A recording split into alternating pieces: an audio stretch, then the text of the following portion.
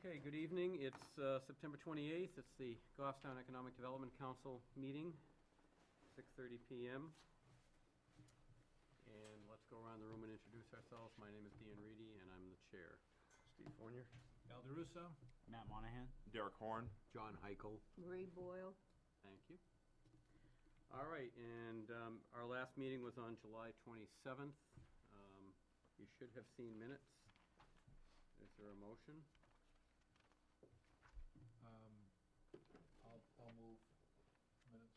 Motion is made and seconded by Matt. All right. Any corrections or additions or anything else? All those, not seeing any, all in favor? Aye. Opposed? Good. Abstained. Abstained? All right, Steve abstained. All right. Derek, I think you're on. Community revitalization tax. Okay.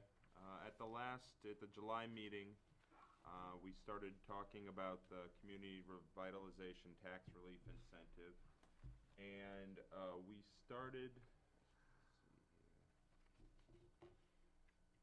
we started talking about Pinardville. And the sense I got from the members was to include all the properties in the commercial, industrial, RSBO2 zones, excluding the Pinardville Athletic Club, Plummer Place Townhouses, and the Surratt Recreational Complex, and to include 4 properties adjacent to the fire station. And the map that I came up with, here's the zoning map here. This would be the properties identified, that we identified at that meeting. And those are all the ones that are red highlighted on this. On the map Okay. that were handed out. And, just for a little bit clearer, it just shows right along the corridor. So I didn't know if you wanted to discuss those at all, or if there were any changes. I didn't want to include any property, mistakenly add any, but I believe that's pretty much what the group talked about. Initial thoughts from anybody?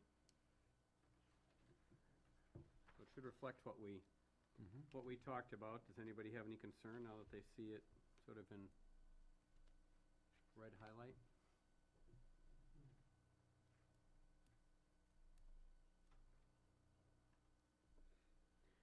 Too big, just right? Where is? Plummer Road, is that over here? Yes. Plummer would be, yeah, that. Okay. I want to make sure which direction I'm looking at, because I don't remember that much. Okay, I got it.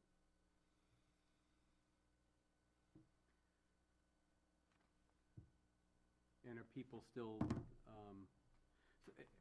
Derek, if I can just get a clarification, I think I know the answer, but at the very top left-hand corner of the map where it says residential 2, which is the intersection, right at the top there, with 114 and 114A, it stops before the actual intersection, presumably because that's state right-of-way? Correct. Okay. The portion that has the coloring of residential 2 is actually state right-of-way.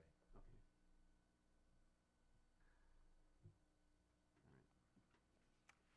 I can understand that a little bit also. So that, looking at that, that would mean that when you what's the best way to put it? The condos would be part of that process? No, the condos are I actually. mean, that's where I'm getting lost. They'd have to be, They're built actually back from behind they're in the residential 2 district, just It'd be to that the first north. lot. Yes. Correct? It'd be that Okay, so first I'm lot. looking at, those are the lots I'm looking at there, Right. I apologize. It's Right, no, that's all right. the It's- real estate guy. Right, Okay, right, thank you, yeah, all right. right, all right. So, yeah, they just have a wide berth It looks- all the way around that intersection. It just So, looked deep for some reason. Right. there. Right. All right, and does anybody have, and I know we talked about it at the last meeting, before Derek put this, or as we were working it out, but it does include the RSBO 2 area, because I think the intent was to go all the way out to the intersection, basically, and just want to ensure that everybody's still feeling that that's. Is the, no, Go ahead.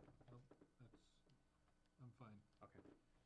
I'm just trying, well, in the toward the bottom right, where it says industrial, is that big white, that's the Surratt complex? That's a Surratt complex. Now, when you come off of that, there's a little, it circles right around another white piece right there. What is that? That is an industrial lot that is privately owned. It was Okay. recently approved for some well, not recently, about 3 or 4 years ago, approved for multifamily use there. Is it that large warehouse right in the corner? No, it's actually, you have the warehouse, and then there's a large gully. It's the gully? It's on the other side of the Okay. gully. It's on the Surratt side of the Surratt complex. All right, so now the other question I had was on, right after Cody's Bakery, coming back in toward, going toward Shaw's. Yes, You have that road that branches off to the right. yes. I noticed the red line goes through properties. It follows the zoning line, so, Okay. and there are a couple of places where it follows the zoning line and not necessarily the property lines, where I could pull up the GIS we could discuss that a little bit more, but it follows the zoning line, not the property line. Well, the reason why I'm asking is, are those last two buildings, isn't that have to do with Mass Road? One of them is Mass Road Lumber. Okay. I was just thinking that maybe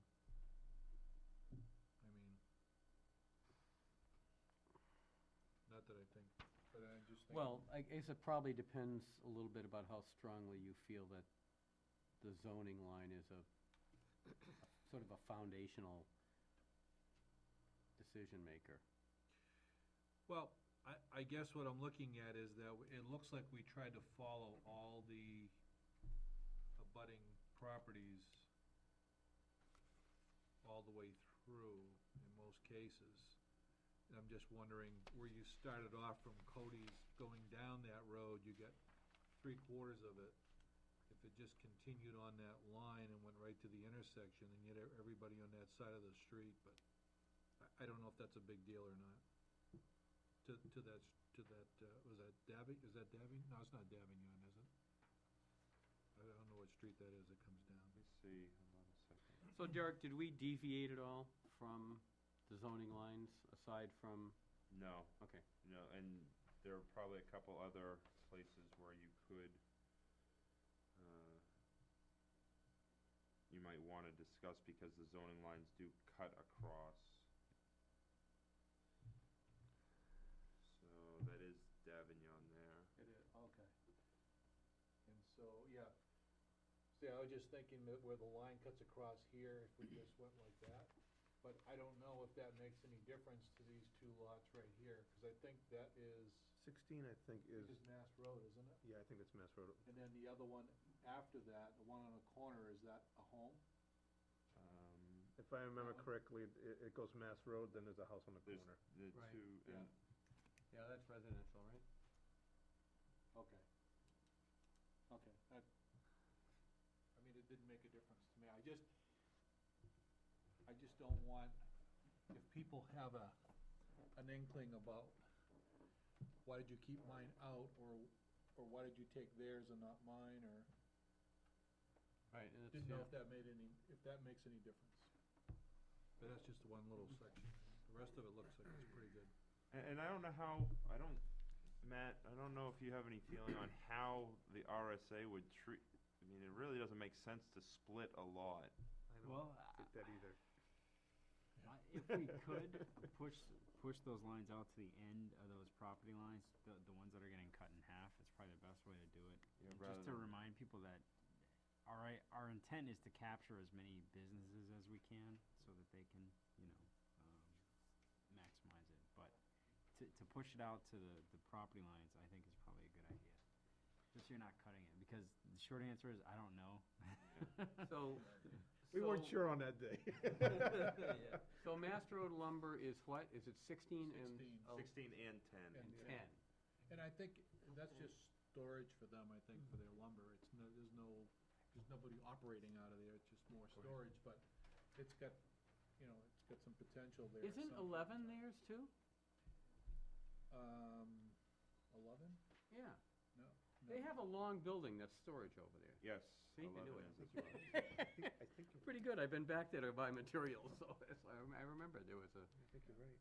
So what about 7? 7 is residential then, Yes. all right, and 15 was as well?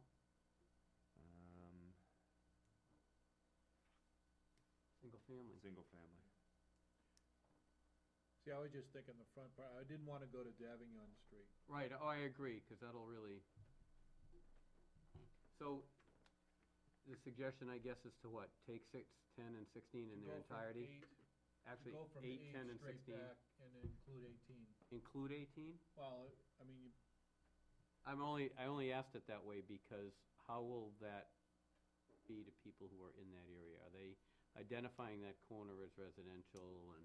well, it is, but it's just part of, Mm-hmm. so I'm saying when you're cutting them in half, then you've got, That's a 3-family there. so it's got, It's a 3-family, okay. there's some And what's possible. 11? That's Across that the street. warehouse, that's the warehouse I was thinking about. Yes. So that's a commercial use? Yes, commercial warehouse. Well, then that maybe adds justification to 18 as well? Matt? Going back, this is what I thought, in looking at this, it talks about where, it's pretty much where it's defined, so I would say, in terms of interpreting it, if we cut a lot in half in the building that the owner would like to use this for and it would make sense for is on the other side of that line within the same lot, it could be a problem for him. Outside of that, So everything I saw. are we saying that we should include those lots or not? I'm not sure if I understood. Matt, you think we should include those lots? From what you just read, I got a little confused there. So 16, 10, 8, 18. Yeah, is that 8 or 8, 10, 18? 16, and 18. Straight line with the, Or you could stop at 16 and just leave that. Yeah, I would take that diagonal line and just put it to, either bump it out to the property line to include those parcels in their entirety, or just bring it up against Laurel Street. What are the uses on those lots again? These two are storage lots used by Mass Road Grain and Lumber. Okay. And then this is a 3-family, and then you cross Roosevelt Street, and this is commercial warehouse, even though it's in the residential 2 district, but it is a. and then 9, isn't that the veterinarian? Dentist? I thought the veterinarian was on Mass Road. Wasn't there a dentist or No, something? oh, it's a dentist, is that what it is? It's a com- Catchedall used to be I don't know, there, I don't right? think there's a dentist office there anymore, but it used to be, probably not. I don't think Dr. Catchell used to be Yeah, there. Catchdown, right. I'd say pull in 10 and 16 at least. Well, let me ask the question, were you trying to stay within the, what's already zoned industrial? Is that what you were trying to do with this? When we talked about it in July, we followed the zone lines. And so the only one that's actually in, the only lots that we have that are split would just be those 2. And that would- There's a couple others. One was the Plummer Place Okay. townhouses, but we Okay. specifically talked about those. Okay, and when we go to Grassmere and we go to the village, are we gonna be trying to fall into those same industrial lines? In other words, is that gonna be the overall, deciding In factor? Grassmere, I followed the property lines. Property not- lines? Not the And in the zone village? lines. Zoning lines. Okay, and in the village, how are we going? We haven't discussed the Discussed village that. yet. All right, let me, maybe we should review them all before we make any final recommendations on this, each of the areas. But what did I want to ask?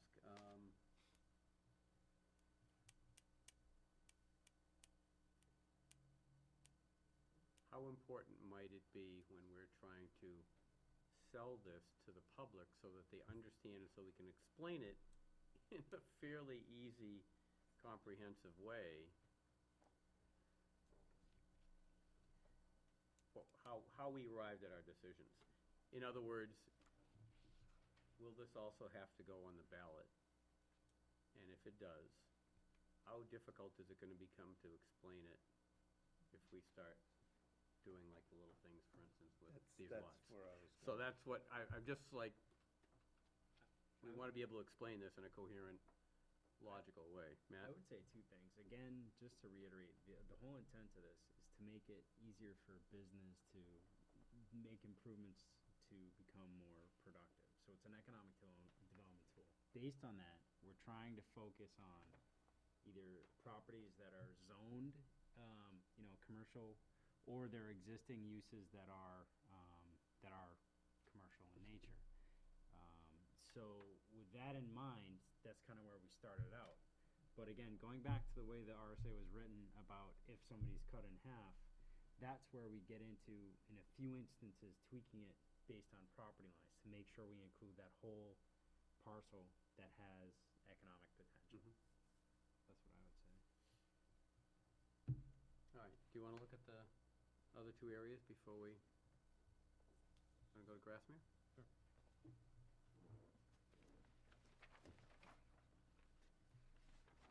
Okay, when we talked about Grassmere at the EDC, it was decided to include the properties in the commercial district, which were the general store, the poultry farm, and the nursing home.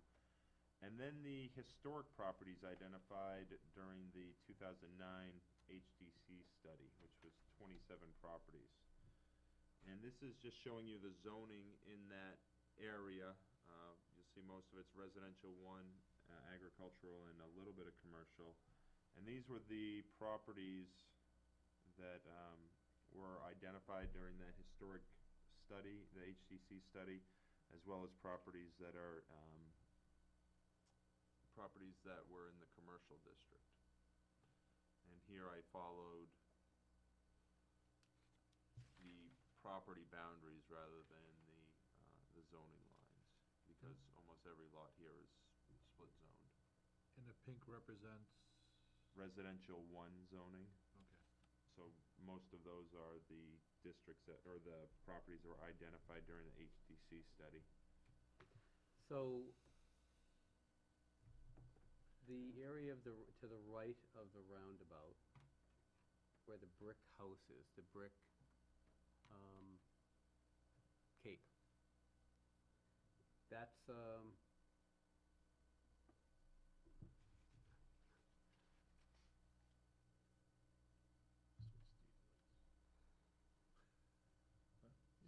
That's what you like, right? Can't see that well anymore, that's why I like it. I think you're talking right here. yes. So where is the line running for this? Oh, so, okay, It does include it. what's to the top of that then? This area right Yeah, here, yeah. I believe that's, Common?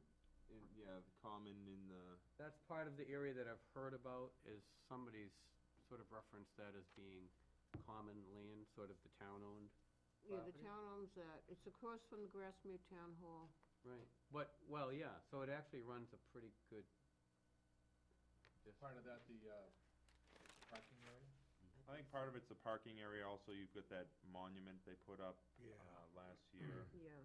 So pretty amazingly, the property line for the town and the church are almost to the front step. When you look at that Well, closely. again, yeah, I mean, as this is, shown this here, is, this yeah. is right, Where's the not, church? this is not a Church is right survey, here. but, The church is but there. regardless, that's the church and that's the cemetery. And right off the front doorstep almost is the town line. Help me a little bit, Derek. I'm watching as we go up Henry Bridge Road on the left, where, and that area, I don't quite understand on the left side of going up Henry Bridge Road, what area we're looking at there. We're across from Ploss Lane? On the left, you're not including much. I mean, there's nothing, I don't. No, we didn't, it's when we discussed, we did I actually. mean, and I did miss a week, so I'm not It sure what was- this means. It was this one right here, which is the Barnard Barnard? Right, Yeah. house. Yeah. And then this is the land that was not transferred when they did the lot line Correct. adjustment. But below that, where the shed is, Correct. that is not included. That's a lot below. That's right here, these two lots. Because the power lines come across Okay, right there. thank you. Now, we didn't, we included the Grassmere Town Hall would be that, This, I'll go back to this one right here. It's this little purple 69 Center Street. That's the Grassmere. Oh, Town No, Hall's to the right. the town hall's way over to the right. yeah, it's hard to, okay. That, Yep. right there, that This square little to the one. right? Yep. Is it that one or the one I after? think it's that little one there. It's this little It is one a little because one. the property behind is Is it's Miles. landlocked. Well, the property behind is a vacant building, I believe now. Yes, Mhm. yes. The guy who lived there died. I think the challenge when you look at this is the color choices, because I think our natural reaction, and it's probably what you're running into for a problem, is you keep thinking it's the pink, Yes. but it's not the pink, it's only that red line, Yeah. so. And that's why I was chasing down the Ultimately, we Henry probably Bridge should choose a different color, Yeah. so it's easier to All right, differentiate. there we go, I like that better, all right. I was trying, you're absolutely correct, I was following down the Right, pink down the. right, what are exactly, we doing right, in there? right. Okay, now I understand. That's why. I apologize. Yeah. Now, so we have, we've included the Hillside Cemetery. Yes. 'cause- Is there a reason why we would have done that? In case somebody goes into business. We should talk to those owners there, I don't know. No complaints. Yeah, I might come back to haunt you later on. That's true, here we go.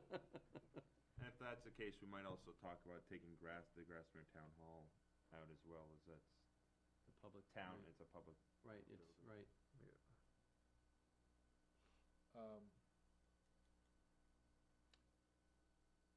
And that little, right by the roundabout, that little, is it gray or blue or purple, whatever it is, that must be the general store? Yes. Mm-hmm. And we included that, right? Or Yes. we did, yeah, we did, okay.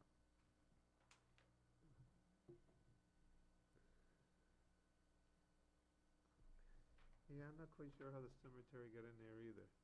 I think what I did is I added all the properties that Oh, were we on would that just take it out. HCC without Oh, making a, I appreciate it.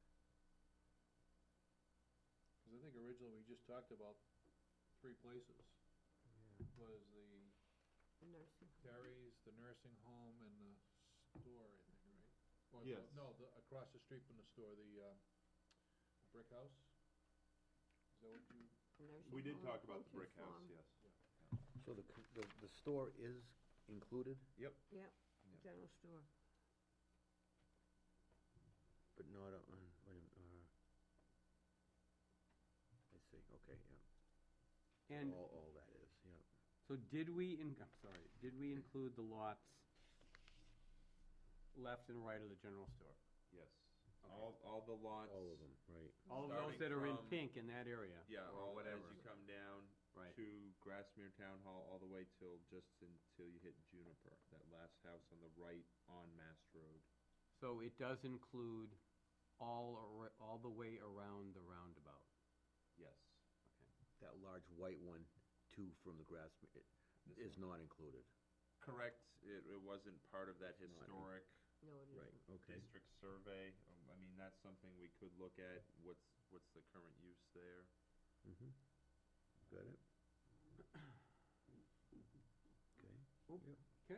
Oh, never mind, when you're done. So that's just a single family, Mm-hmm.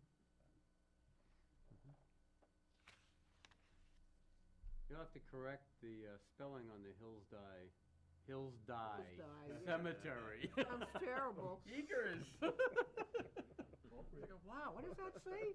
Appropriate. That was really a good one. Okay, other questions about this area then? I will say as we're going along that it would seem to me it's gonna be even beneficial for us personally, but I almost think we're gonna need to, it might be helpful to take this on the road to each of the 3 areas and have meetings so people can understand what we're talking about. So, the last area that we did not get to was the Goffstown Village. And you primarily have the transition, which is the residential small business and office district on the east and west on 114.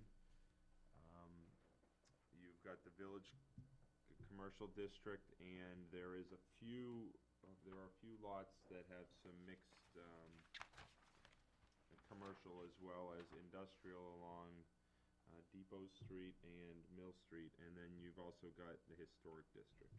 This is the zoning in the district.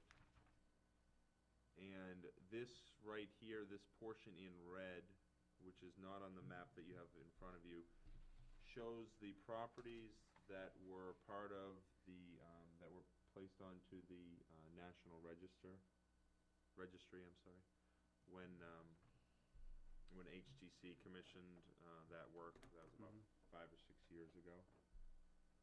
And then, again, this is the zoning map again, with all the residential districts whited out.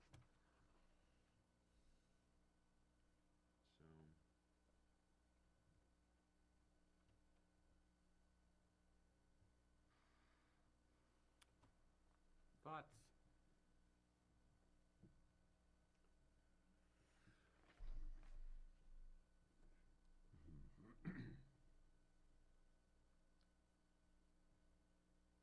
When you talk about selling this, Dan, to the Yep. public, Mm-hmm. it's a good point. I mean, and to keep it simple, what is the goal? I mean, I know what it is, but could you just kind of summarize, what is the goal of the EDC in being involved with this? And what are we trying to accomplish by doing this?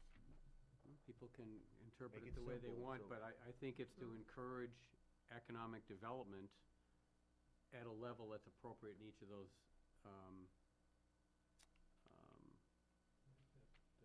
zoning districts. But that, provides a little economic incentive to the owner to look a little more carefully at doing something they might not otherwise be able to do. They can make an improvement to their property and not face an additional, tax on that for X amount of time. But a fair, Something, yeah, it is fair, and it's just a simple summary sales, I mean, if you're talking about it, it's gotta be, right. Encouraging them to take a step to do something that they might have hesitated to do because financially it seemed, if they're doing a business plan, now they have to add, ordinarily they'd have to add the new tax rate for their improvements, but if they could delay that tax increase for X amount of time, then that might be enough incentive to get their feet on the ground, be confident that they'll have their feet on the ground and be successful. does this also cover does it cover residences that are in these zones that are not business or commercial or ever going to be planned to be used for a business? Well, in general in Penardville, right, it was, not with maybe a little exception, was there some residential in there towards the fire station area?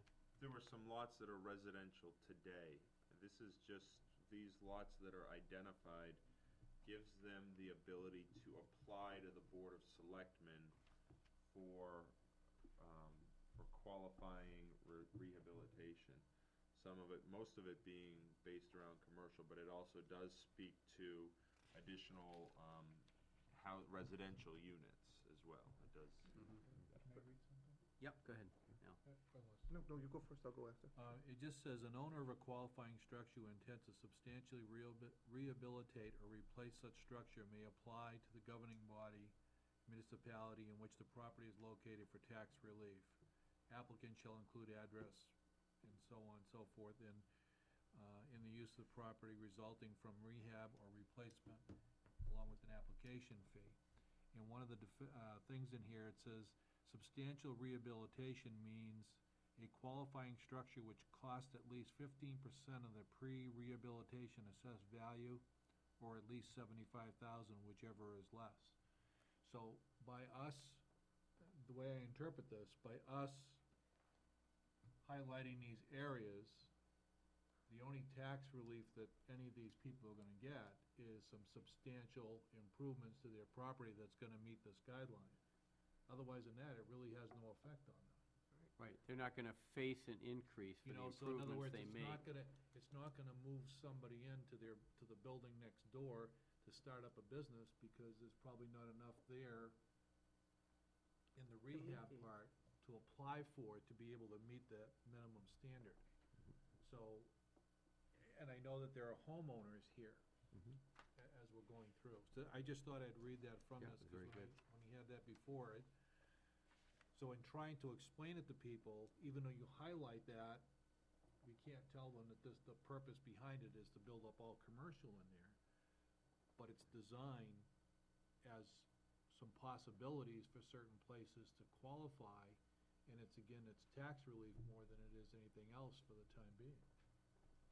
So, anyway. When I look at this, all of this, I mean, when we talk about the message, and I'm not sure, this group will decide that, but, as I look at it as one piece as we go forward, that we're trying to what we're trying to do is encourage business to come in, but it's not just the idea of the 79E. We want that message going out that it's part of a package with the TIF. It's part of the package with a website to having access to the information to go forward. I think honestly, we should have more conversation regarding 114. Maybe Tony can give us more information on that. I'm not sure. But, and the other thing is, last night during the selectmen's meeting, and I don't know if anyone noticed it, I was speaking regards that I think we should be tapping on Mr. Rose. I was hoping he would come here tonight. It was a last-minute thought kind of thing, but I respect him a lot from what I've seen of him. I think he brings a view from outside to look at how our planning board, our zoning board, and how some of these things all mix in, but I think there needs to be a better message out there, because as a community, we all look at, when we talk about tax and tax rates, and we know what percentage is business and what percentage is within residents, that we're trying to look at how we'll be ready and prepared for, hopefully as the economy does swing and turn back and goes again, will we be in a situation where we're prepared to deal with business owners who would like to come in, how we're going to facilitate and how we're going to assist them through the process. So when you talk about the message, I don't know if we should be just talking about one piece or talking about it in its package, or here are the things that we're trying to encourage and put together. And I would expect, like some, and I'm sure, Derek, you could work with Mr. Rose on this too, is that the part I'm, in working with those people in the business, the part I'm more curious about is how we put all those pieces together with the planning board, the zoning board, and how we can facilitate it, move it through, and people understand what we're trying to do. And I'm not sure where we've been historically, but I don't know if there's any changes in what's been envisioned, but I'm looking to see what that package looks more complete and how we're gonna explain it. I hope everyone understood what I was trying to say there. Okay, so. Could you repeat that? Okay. But, because I'm not quite, I'll be honest, I'm not quite sure how all these pieces go together. And I think people from the business community, when, their input will tell us more what they're looking for us to sit here and understand what the business community is looking for. And I think there's been lots of great ideas, how we tie it all together. But we have a short span to tie this together if we're meeting once a month also prior to. I know, and you mentioned that the last time That's as always well. my concern, that one, you don't want to rush the process, but two, we have a short span before, in other words, we hopefully have at least 2 articles, but how do we explain it within the context? So anyway, and I'll get off the stump. All right. All right, should we maybe try to go through this from one end of this map to the other? Did you sort of outline, Derek, is it accurate to say that we could almost follow the outer marginal colored lines?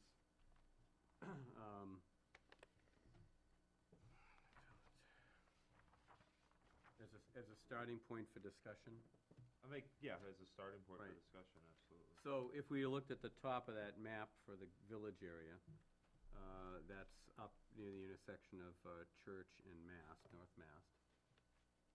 And you can see that's all RSBO all the way through from the properties on either side of Mast to including the properties on either side of Church, all the way down to a point where you then get to Village Commercial, the yellow. And then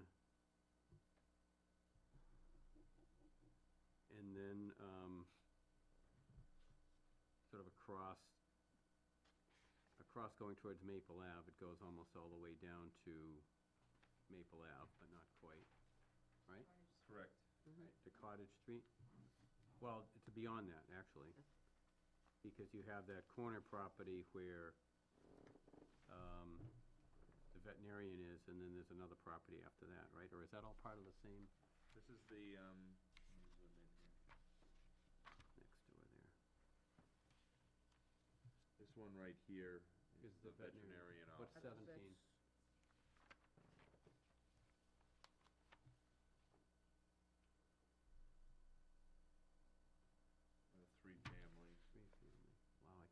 picture it in my head right now, I don't know why.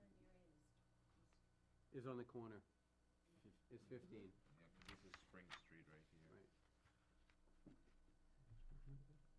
Gosh, down there was used to be. It's only open Okay. 10 minutes. So then, in any case, it doesn't go quite to the corner, but then it crosses over and includes really everything from Reed Street in. Yep. And then including the properties Properties on potentially that are, to the river. What's 20 and 21? 16 must be, Stolnitz, right? And then, Can we see 21 again? Sorry, which one? 21? yeah. I believe that's Selectman Pierce's house. Oh, is that? We need to talk to David, don't we? I believe that's Mr. Are you in Pierce's or are house. you out? I could be wrong, but it's one of those. Okay, No, that is- see, It is, I okay. didn't quite know where David's house was, Yeah. now I do, okay. Well, just tell Mr. Pierce we have plans for his home. Rehab. He's already redone it. All right, so it includes both sides of Mill Street and both sides of the river. Are we talking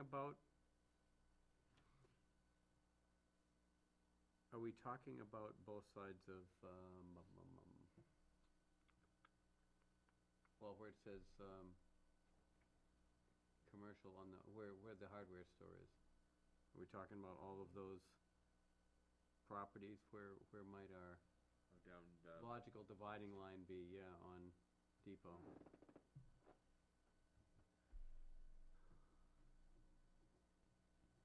Any thoughts? Go ahead. I wanna throw a monkey wrench in. Surprise. huh? Now's the time for monkey wrenches. Okay. I know that there's been a lot of talk about, let's include as much as we can. Personally, I don't believe that's the best way to go, Okay. okay?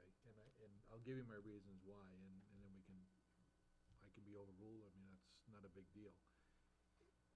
I look at it from, we talked about explaining. It's easier to explain and get people on board in smaller groups than it is to take off big chunks all over the town. Mhm. Because now you're bringing more and more people into the mix. If you're a very good salesman, you'll probably get it all. But I saw what we went through with the TIF district, and that was a small area.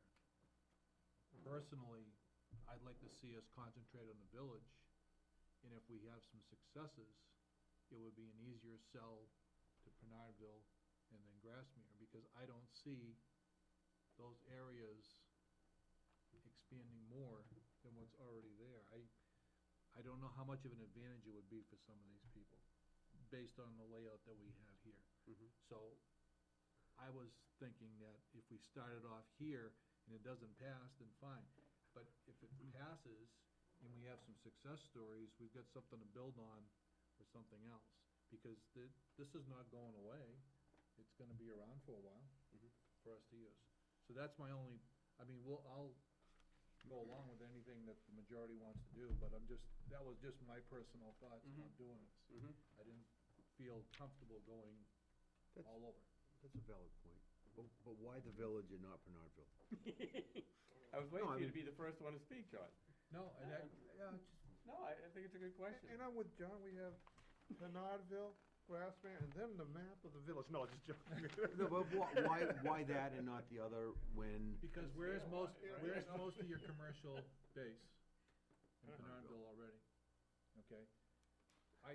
I was on the impression that we were trying to build up the village area with businesses and so on.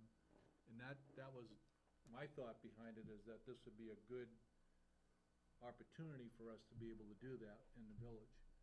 I don't see, and maybe I'm wrong, but I don't see the people in Pinardville, I see more people against this than for it. And it'll be like that TIF district all over again, and that's my concern. Maybe I'm wrong, and maybe I'm misreading this, and that's fine, but I would think that we have more things here. The mill is a perfect example. Even if we just did the mill area, for somebody. I mean, we don't have to take off big chunks, but I was hoping to concentrate more of the village and trying to get more down here than we have in Pinard. It seems like anytime we're doing business, it's Pinardville, Pinardville, Pinardville, so that was my thought. Derek, you had your hand up again. Well, I was gonna say, I can understand not including Grassmere, because I think when we talked about that last time, it was a little bit of stretch, you know, we wanted to include it, but you've got Perry's, but there was always that, well, there's historic homes. That one always seemed like a stretch, but Pinardville, you've got the Jutra Sign Building, Mhm. you've got Burger King that's vacant now. You've got, I mean, you see what was done on the corner of Laurier and Mass Road where the auto repair went in.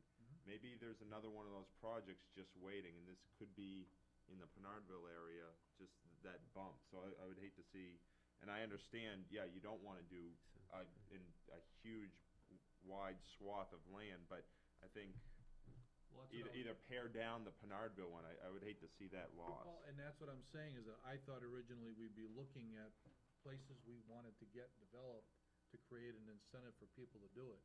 And it looks like we're going right through and we're taking all these properties and putting them all into the mix. Is that a good, I mean, if it passes, obviously, it's great, because now everything's included, but I just don't see that happening. Because it's gonna be, people just, no matter how much you explain, will still not understand what we're trying to do. Mhm. If I was gonna ask this question, Derek, when we look at businesses that would be, potentially use some of these properties, I see most of it such as small business, such as maybe an attorney's office or accountant's offices or things of that nature.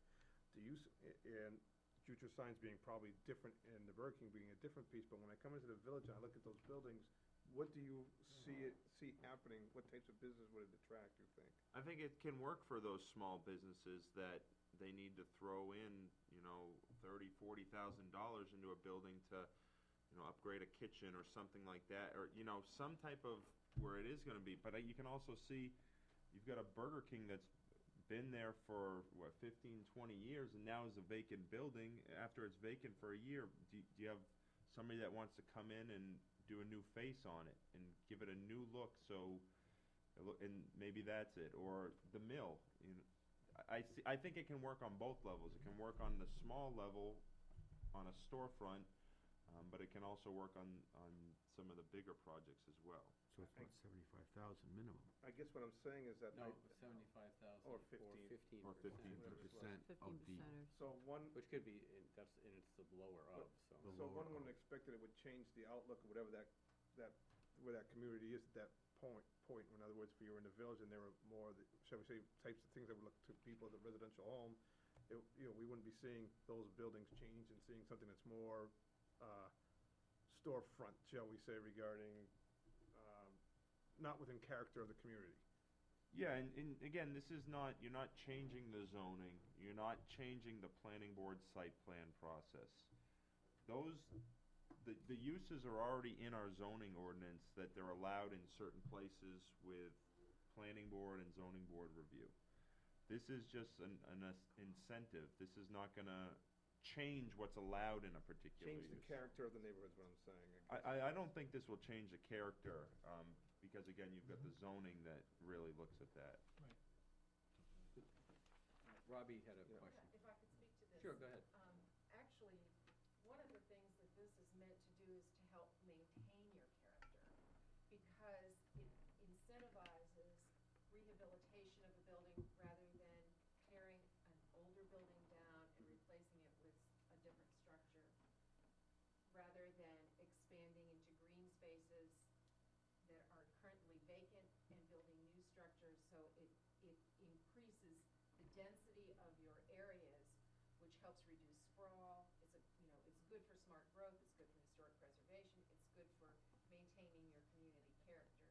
So, and at the same time, it's an incentive for those property owners to upgrade their buildings so that along the way, they can now afford to charge higher rents, and they can bring in bigger and better businesses into their buildings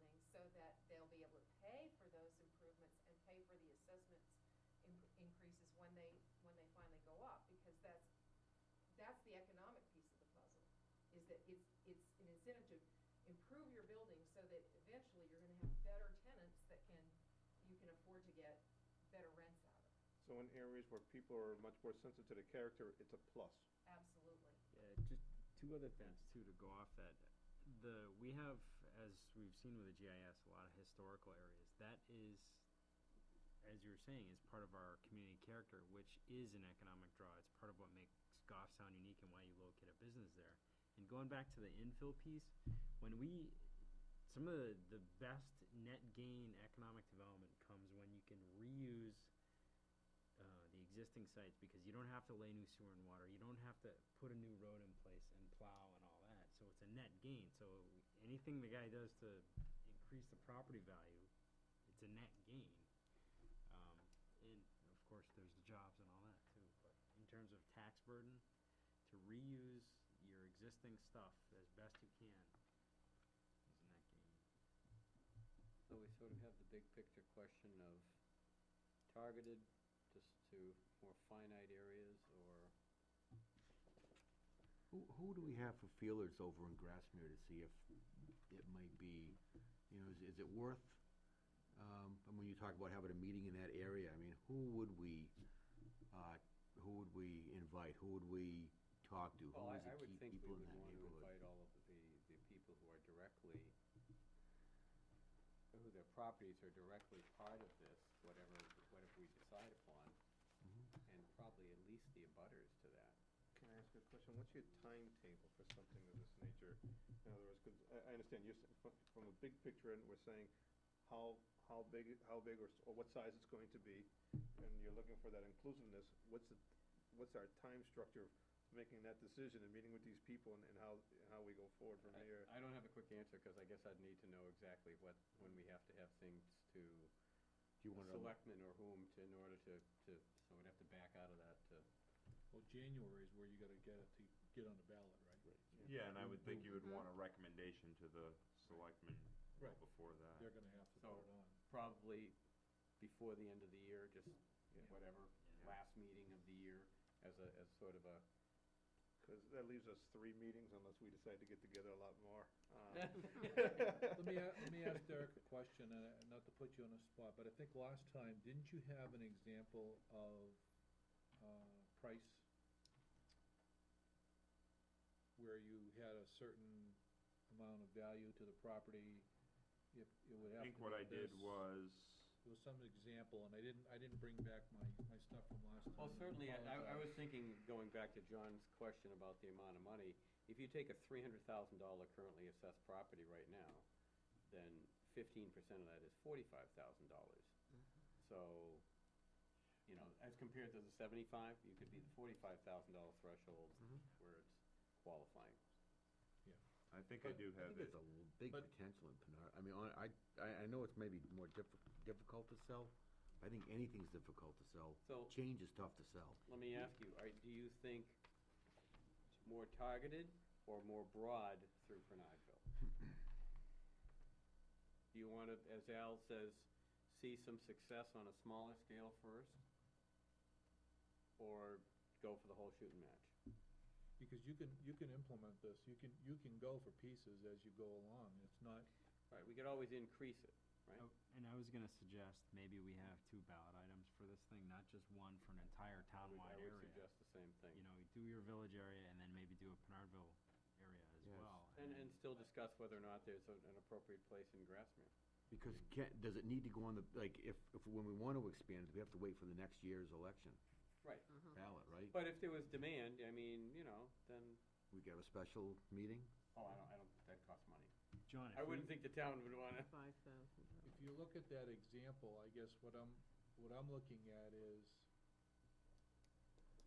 how many of these places are gonna fall into this Well- category where people are gonna put that kind of money into the residential homes that are along. In other words, I guess what I'm looking at is that I would rather have us do certain places and get it on there and try to get it passed, and then expand, than to bring in more people that are gonna vote against it because you're just not gonna understand. Well, here's something to think about too. If you institute this, broadly, for sort of all the areas we're talking about now, for example, and compare that to if you do it in a very finite area, and in the first year, I think it would be wildly imaginative to think 20 property owners would take advantage of it in 1 year. But if 20 did, just for example purposes, and the 20 were spread out across the whole town, in effect, versus in a couple small pockets, will you see the 20 that are broadly across the whole community and know something has happened?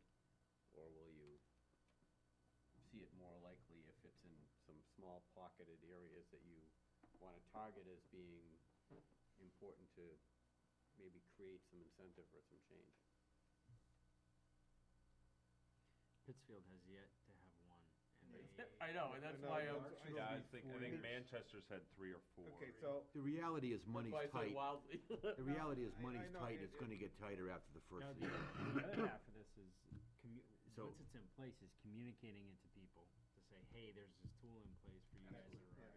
That's the education, that's the marketing. and I was just putting that, I was just circling that myself, writing down what's the message. Yep. And the amount of time, just me speaking, I look at the programs, the things that we're talking about, how we're trying to impact things, and the amount of time we have, and how the message we wanna get across. I think somewhere along the line, we gotta start pulling some levers and pushing some buttons. Okay, and I realize you don't always wanna jump into things, and it's good to have the conversation, but we are, when we talk about meeting, once a month, we have 3 meetings left, and we still gotta figure out how we have an article goes out, and the message that we're trying to get out during this process. We're gonna have to make some decisions, and I'm not saying this, I'm just saying that I think we need to start timetabling this regarding, here's our timetables for things, and then maybe that will help dictate us how we wanna proceed with this. I just kinda sketched out a rough village area. I tried to get it good and dense. I don't know. Can you kinda like mark things up on the fly over there? I could try. No pressure. You got your crayon, right? Smelly markers? If you see it in this way, people can continue to talk. I mean, I threw that out there because No, I'm throwing a thought out, because I'd like us to have some success at this. I just, and I'm not trying to be a naysayer, because No, I'm I know, usually a pretty and you feel positive burnt person. having, I just, after going through twice for the TIF district, I Right. would really like to get people to understand what this is. Right. And the less people that we have to bring in to explain it all to, I mean, we did the homeowners on the TIF. Mhm. The second time through, they were all on board. They all, well, I shouldn't say all, the majority of them were on board, and they all understood what was going on, but yet again defeated at the It was polls. too late. So, I know it's a little bit different program than what Matt. the TIF was. Just I was gonna say, just another thought for Pinardville. If we can do a similar, kinda focus it, where would we, right now in my mind, I'm thinking, kinda like where the, plaza starts now, Stewart's, that's all I can think of. All the way down to, But just You're to the dating point, yourself now. Just for a temperature, Cost of killing. could we and just, just fronting on the road there, Could we maybe just- as a start. for a temperature, can we just go around the table and just see where everyone's kinda at this point to catch a temperature, if you wanna jump in first, John? I mean, are you looking at all of it, one package, I'll just jump in first. I can tell the way you looked at it, so No, I'll I'm give you ready. a chance to think. I'm ready, but I'm. Okay, good, go ahead. I'm thinking I of thought helping you. I caught you off guard, sorry. No, I was just sitting there thinking about helping you with your pumpkin on Saturday.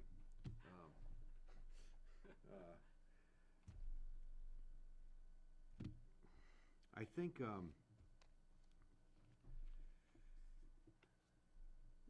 think about who comes to the planning board, for instance. How many people have come to the planning board looking to do something with, heck is that? Planning board calling you. No idea. But, right, I don't think so.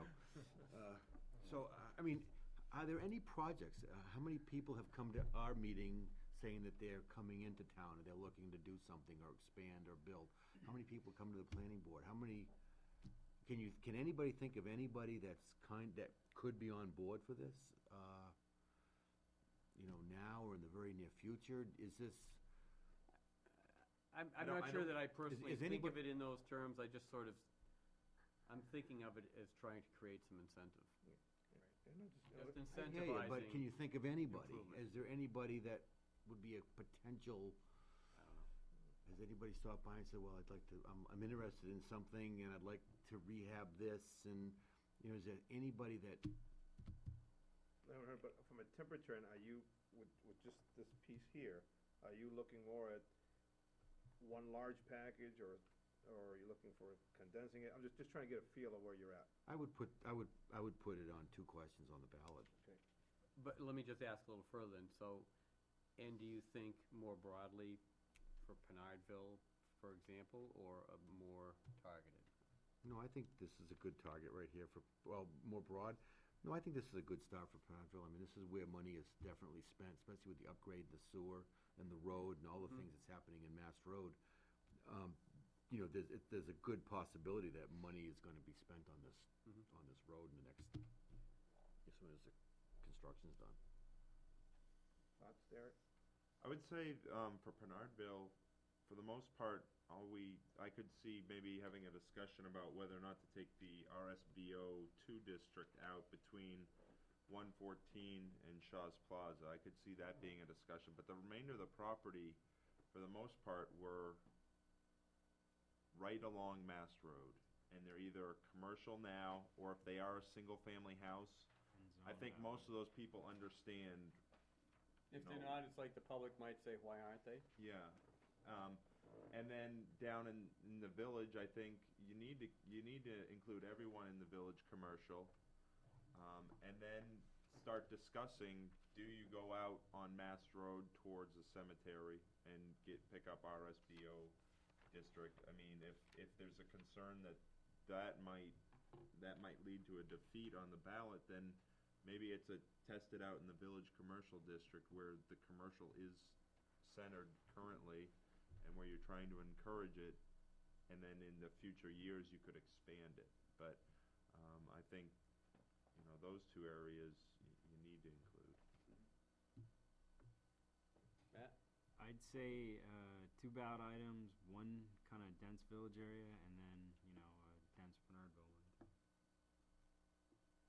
Yeah. Well, like I said, I'd like to see something in the village, commercial and industrial parts. Commercial and industrial as opposed to village commercial? Yeah, you got both here. You got village commercial, but I mean, you wouldn't wanna leave out industrial, I would. Oh, okay, think you'd- all right, okay. Isn't that what the dam is mentioned? The dam, and you got, the mill building is part of that, isn't it? Yes. So you'd wanna include that, I would think. And then, like I said, in Pinardville, I don't have a problem with going from Daniel Plummer back down to the bowling alley. I can live with that. I just think that when you start going further than that, you're just asking The end for of it more. right there, right? And I wouldn't include anything in Grassmere. Mhm. I wouldn't do anything in Grassmere. I don't think there's Go behind the cemetery. anything right there right now. Steve? I'm a chameleon, I'm gonna take a few, all of them, I do. A chameleon! I really do. I really like this idea of the 2 separate articles. I agree with the RSB2 part in Pinardville. So I like the size of Pinardville. Like I say, after Daniel Plummer Road, I'm not sure about that. Grassmere, the only thing that comes to mind for me in Grassmere though is Perry's property. In fact, the property is up for sale. Mm-hmm. I mean, General store, maybe. in the general store, so I would be saying, Pinardville, stop at, shall we say, almost at Daniel Plummer, where that zoning was. Grassmere, I would definitely be saying maybe a little more targeting with, shall we say, Perry's and the Grassmere store, 'cause I mean, maybe this is something that they could fall in and would help them. And as far as the village, we haven't really designed it, but I'm probably a little larger than more condensed. In other words, I think we just, try and do these in, if we're gonna do separate articles, do in one shot. And I think from an economics end, it's just a good time for this. I think people are looking to increase the tax base, the business tax base, and I think this is the time to do it. And this would be the best time to do it, and I think we could get a good message out there. And I'm not, I wouldn't call myself a chameleon, but I'm not wed to any one very strongly, one way or the other. I mean, I could argue both sides, going more condensed or more broad, and I think, what I'm hearing about, Pinardville sort of makes sense, from around Daniel Plummer, from the plaza on down to the Manchester line, as we got the rest of that set out, seems to be pretty logical. I guess I would ask what people think about, well, you said more broadly in the village? Well, we don't have the exact, Right, but I'm just But wondering I'm- what you, but I don't want it to be I don't want it to be small and targeted, but I mean, enough that, almost like we were doing with Pinardville, in other words, in that same span, that I don't think we have to be this whole large inclusiveness, but I'd like it to be, more of a broader area than specific spots. let me ask this question too. If we, think about the new roundabout at Wallace Road, in the master plan, I believe it talks about that area, where roundabouts are. I can't remember exactly the language that it uses in the Talks about nodes. nodes, right? And that being a node where you want to increase the uses. Again, I'm not gonna get the language right, but, so for example, would we want to go to the properties that are around Wallace and South Mass? Or is that too far of a stretch for the time being? I think it might be a stretch for the time being, only because I don't believe the zoning is in place at those locations. Okay, all right. Well, you got commercial up, almost up to the roundabout. All right, and you've got RSBO, It's just, two On- houses, there's two houses after that little strip where the doctor's park is. There's two houses after that till you get to the roundabout. and one of those is commercial, It's one of them is. or the, has an in-home yeah. business. Yeah. One is an in-home business and the other one is apartments. Right. But So, but that's why I just figured I would ask the question to get the temperature of the group, so. Do you think you would exclude Shaw's Plaza, Goffstown Plaza, and the Remax building? You're talking, Included. I would include it, but that's not what his description just was. I'm with Derek's line right there, which is, brings Daniel us very, Plummer Road. which brings us close to Daniel Plummer. Daniel I Plummer, think Kelly you Street. might be referring to Moose Club instead, because Daniel Plummer is to the east of Remax. So you'd take the, you could include Draw the line- Remax, I mean, it's on that corner, I mean, Across I like don't see that. why Yes. that would be an Okay. issue. so basically he's going, along Moose Club and straight across over to, that other little shopping The other plaza. center, the other, Southland Plaza. right. That's where I was drawing So my line. going across Okay. that way, where the green line is, where the RSBO Absolutely. is. It just makes a simple, clean cut. I think that was Derek's, proposal anyway. And does that fit, Al, with what you mentioned I mean, Daniel that would be, Plummer, but. that would, no, well, I That's- meant Daniel Plummer as the cutoff spot, but it wouldn't make any sense not to include the plaza or Mhm. that strip mall. Right. But, you know, going further down, I just don't see that as, So that'd be agreeable with you, kinda, you thinking? yeah, Yeah. yeah. Do we want to approach these as far as, motions? You're gonna do two separate, And that's why I'm asking the question, do we want to approach them separately as we even consider it? well, I think we should. If And- that's that seems to be the consensus, is that we wanna do two areas. Somebody want to make a motion to that effect then? We'll get something checked off here. I'll make that motion. I'll let you word, I'll let you word that motion. No, I do propose that we do this. So Maria, did you understand, it's basically Yeah, where do you wanna say it, though? the area that's, from the I'll let you phrase it. southerly, would we call that? The southerly boundary all the way up to, a line, all the way up to the RSBO too, right? I mean, that's That to me a is really accurate, a break right there. Mm-hmm. That's an that's accurate pretty, break. yeah. Or from the RSBO to at the northerly side or westerly side, whatever that is, extending south to include all of the lots that are mapped. I know, I don't know how you, I think if I I think we- show the map that I had brought, we can just say, this map excluding the RSBO two district, is that? well, and you can just, From Moose Club on. Right. But it would Right. basically be this map down, but it Yes. would exclude, Yes, Yes. Correct. okay. Yeah. And Wait a minute. I think you'd almost have to get the wording after. it ends at the end of that commercial site You'll have stops. to word it exactly, because nobody will understand And it. we can't even probably say for minutes purposes as attached or anything, right?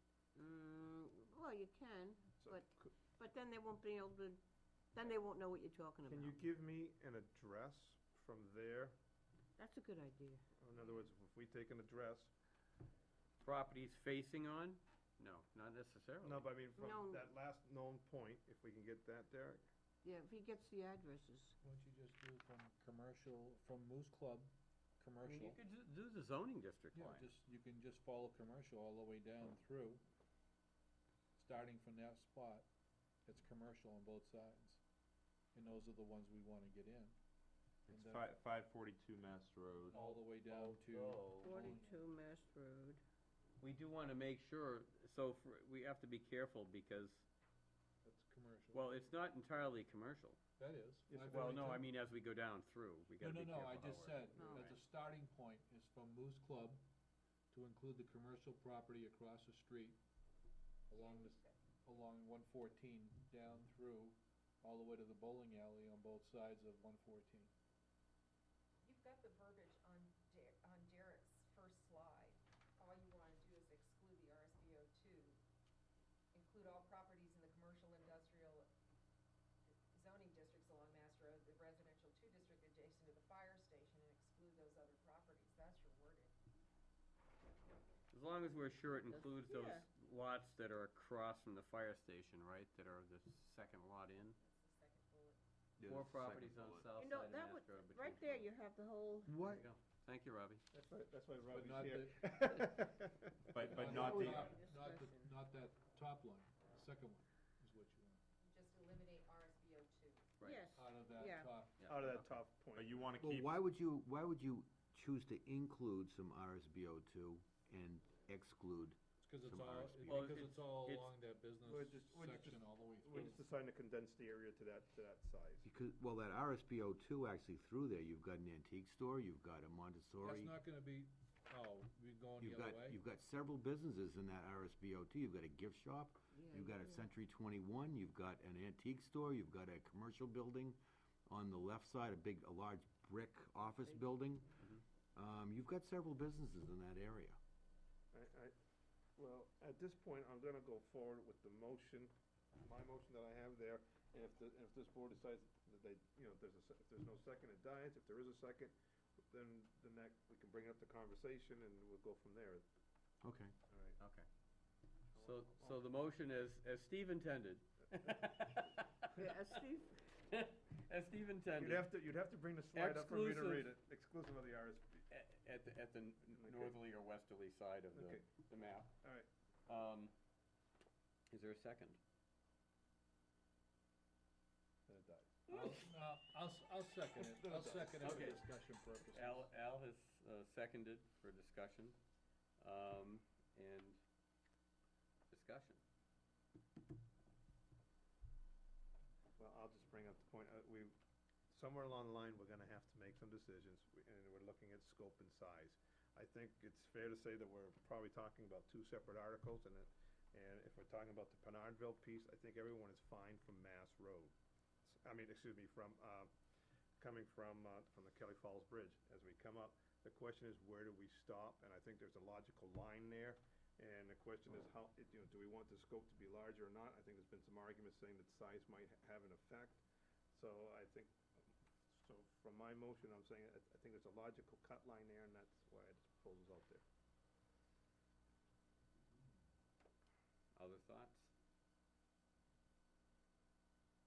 All right, all those in favor of the motion as Described by Steve. stated? Described by Steve with the help of others. All those in favor? aye. I'll go for that. Opposed? Aye. And I was Nay. an aye. Aye for opposed. All right, so the motion passes. Okay, do we want to go to the village? Let me ask this Let's question. Yeah, are we wanting to do something in Grassmere? Is there a motion, I'll make a motion not to touch Grassmere. How's that? a motion to leave Grassmere out of this for the, whatever? I mean, just for. Right. Second? I'll second it for discussion. Okay. Discussion then. I see most of the concentration of town being on the side of the river, and I just don't see, I mean, the Perry property's been there for, what, 5 years now, and it still hasn't been sold, so, I mean, maybe it would be an incentive for somebody if you put that there, but I don't know. I think if we approve both those two sections of the village and Pinardville, most of our concentration's gonna be on that anyway. I would just think another time we bring that in. But Other that's thoughts? just my thought. I would tend to agree basically, because I think it would be, to do one or two properties is a little bit too finite, I think, to have enough logic behind it to describe to the community. It almost sounds like spot zoning in a way. If someone comes forward next year and says, gee, why don't you include these places, then we can put it on the ballot. Right, well, or we could say, would you like to spend a little time trying to get your neighborhood or whatever to be supportive of it? And then if we've got a foundation, then it might make sense to go forward with it. All right, any other thoughts? All those in favor of the motion to not include Grassmere, say aye. Aye. Aye. Opposed? Okay, that was unanimous, I guess. Back to the village. Oh, he's got it? You got what Matt had proposed? I wasn't able to bring it up, so I can pass it around. Do you want to describe it basically, Matt, as it's going around? Basically, what I tried to do was quickly sketch a rough, try and pull in the mill, try and pull in like around Putnam's and the drugstore, then go over the bridge, try and get the heart of the stuff in the downtown there, all the way down to Sully's, and then across the street where the places that has the antiques, stuff like that. Including the village commercial entirely or not? Not entirely including it, but a large portion of it. And I gotta warn you, as it goes around, it's kinda like quick penned out, so it may not be. So then when you cross back over to the mill side of the river, Is this yours? No, you can pass that around. how far did it extend? The mill side of the river, it's pretty much the whole, the whole mill complex area. Can you throw this map up there on the screen? I can throw the map up there, No, but throw the map up and then go up and just show. Yeah. I should have brought a laser light. I got one on my desk. Works good there. Is your desk here? No, okay. That's it. It's fun. Okay, so it's kind of, Start over. We start later. So it kinda goes like this, and then kinda down here to catch the hardware store. I think I kinda went something Yeah, like where the that. bank Yeah, is. you went up and right up the, yeah. Yeah. Wait till you word this one, I'm going pretty easy. Here, Matt, this is your Dan. Whoops. It's almost like it's a village commercial district, But not quite. but, Yeah, but it's like, stopping at, kinda like this portion of the village commercial, like kinda cut out. Uh-huh. And then that industrial piece down here, what's on that? Is that that's the sewer. That's Sewer? yeah, The sewer Yeah. plant. So it's Right, By the sewer church. treatment, public utility? It's not the, Correct. it's not the mill, okay. Correct. Correct. So that's kinda where I cut it, is it pretty much just cuts out here, but the rest of the village commercial. Why, can I, Go ahead. why cut out that portion of village commercial? I was trying to think about where a lot of the houses I started, don't know what that is. in that area, and again, it was just kind of a rough line, so. And then for down here too, I kinda cut out down here a little bit to kinda cut out like Upper L, things like that. dating yourself, upper. Last one to go all the way through. Really? When they closed it. You didn't go to the White Building. The White Building, oh, you're really dating yourself. I went to the White If I went to the White Building, it's probably for a bad reason. So yours is discipline problems? All right.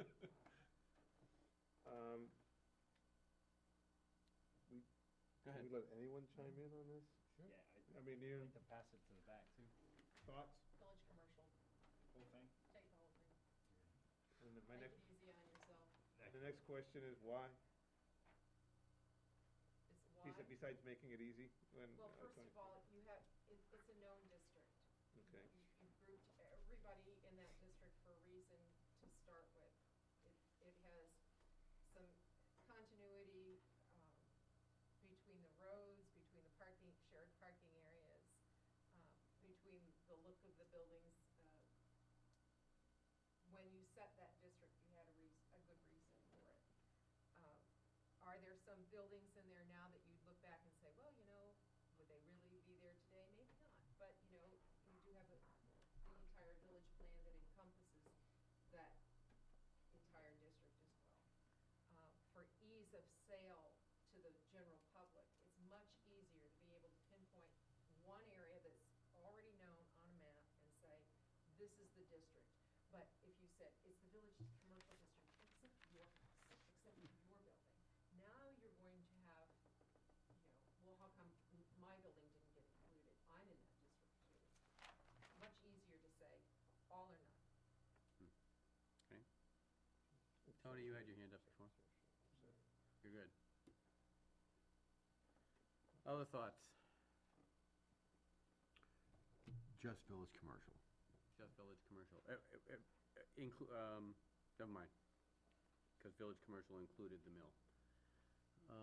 Okay. To start with.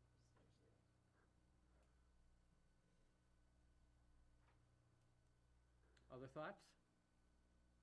Village commercial, does somebody want to make a motion to that effect? The only other question I have is, do you want to include commercial?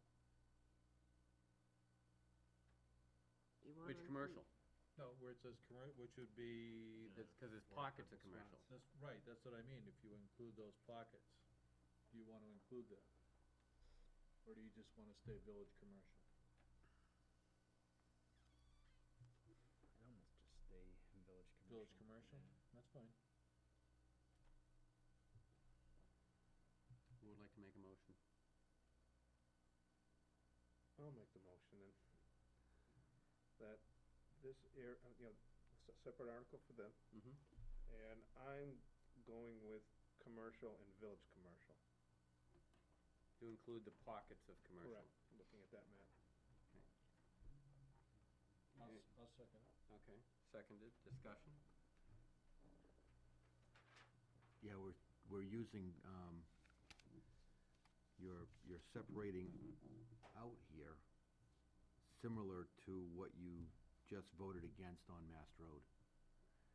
Elaborate. Well, there were pockets of commercial on Mast Road as well, in that RSBO2 district. And you, If I can They were correct you, I think they're commercial-like, but they are all RSBO too, right? Right. Because that's what the map shows. They are actually RSBO too. There were commercial uses. Uses. But the zoning was RSBO. commercial uses. Oh, I see. I think that this falls more in line with what we did in Pinardville. Okay, as long as we Like the didn't, antique shop and so on is a commercial use, but it's still in the zoning for RSBO.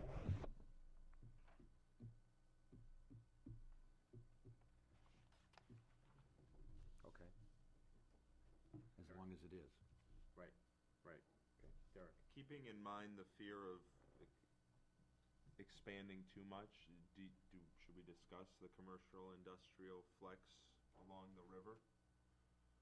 Because, you know, when you look at the Goffstown Village plan, some of those properties, should they be considered as well? And you would argue yes for... I would argue yes, because again, this is you're not changing the allowable uses there. You're not saying a certain use can go there. It's an incentive that those property owners would still need to appear before the Board of Selectmen to show that they qualify. And for the most part, there are existing buildings down there that may want to take advantage of this. And so let me just get clarification. So where there are no buildings, those properties do not really qualify because they don't have a structure? Correct. Just wanna make sure I understand that. I'll second it. So we have we have a second to include the commercial, right? Oh, I think we already had that. Al Right, seconded. we included commercial. Included commercial, and Derek is suggesting that we ought to include, we'd still need to vote on the first, unless somebody wanted to amend it. Include, what do you say to include? To include the Industrial? flex. Which one's the flex? So Let me- CIFZ, It shows up, I'm sorry, it shows, Okay, yep. so it goes, it's right along the river.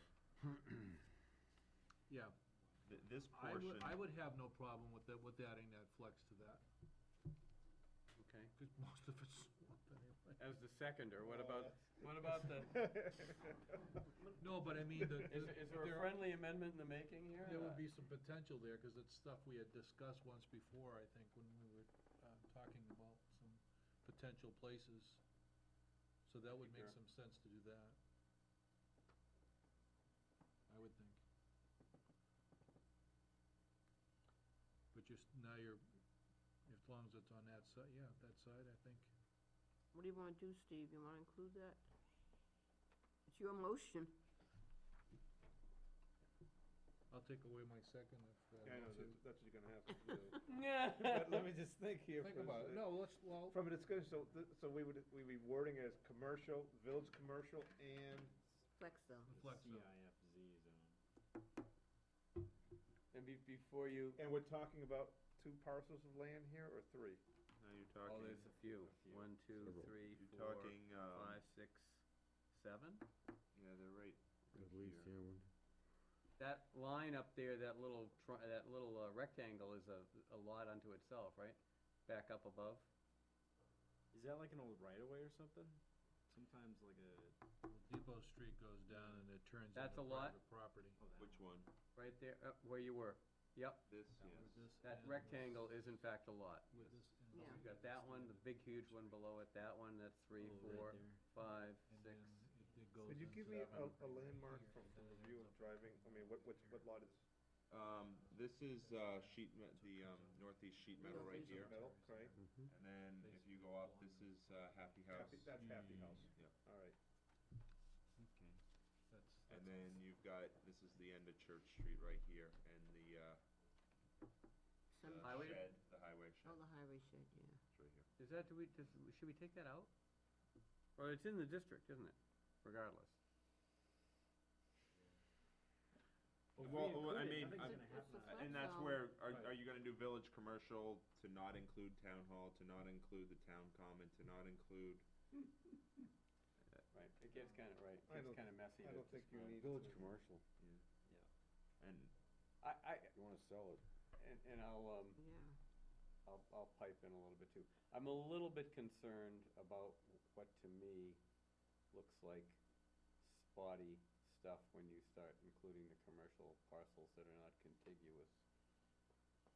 That's the part that I guess makes me a little concerned is, How did they get zoned in that manner anyway? I mean, is it even constitutional to do this? we probably don't wanna ask, no? So it- It goes back in I think- time to whatever that, you know, I think some of them were probably Somebody- done by petition. Yeah. yeah, came forward somehow over the years and.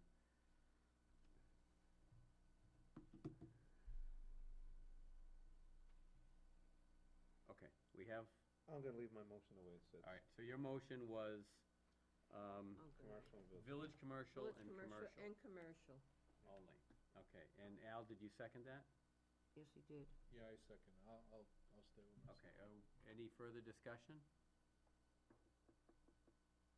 All those in favor for village commercial and commercial only, say aye. I, Aye, 2, 3. Opposed? Nay, aye. 1, 2, John and Jan three. opposed. Oh, Matt, wait a minute, 3, 3? 3 and 3, threes. so it didn't Motion pass. fails. Motion fails. For me, I think including the flex is a good thing, so that's kinda where Do you I'm, wanna make a new motion? yeah, sure, that we, include village commercial, the flex zone, In industrial. commercial? And commercial? Well, the commercial. Well, industrial doesn't make a difference, it's town Yeah, property. That's right, yeah. Pretty much So- town property, so. So village commercial, flex, and commercial would be Okay. my And so we have a motion, and is there a second? I'll second it to I'll get it on the second it. table, how's Okay. that? Any further discussion? Let me ask a question. Would we feel more comfortable with village commercial and just flex? Wait a minute, ask that question again, do we feel more, With just village Village commercial and the commercial and flex? I would personally, I'm, Well, I mean, that seems to be, we're dancing around a couple of things here, and it seems like commercial seems to be bringing up an issue.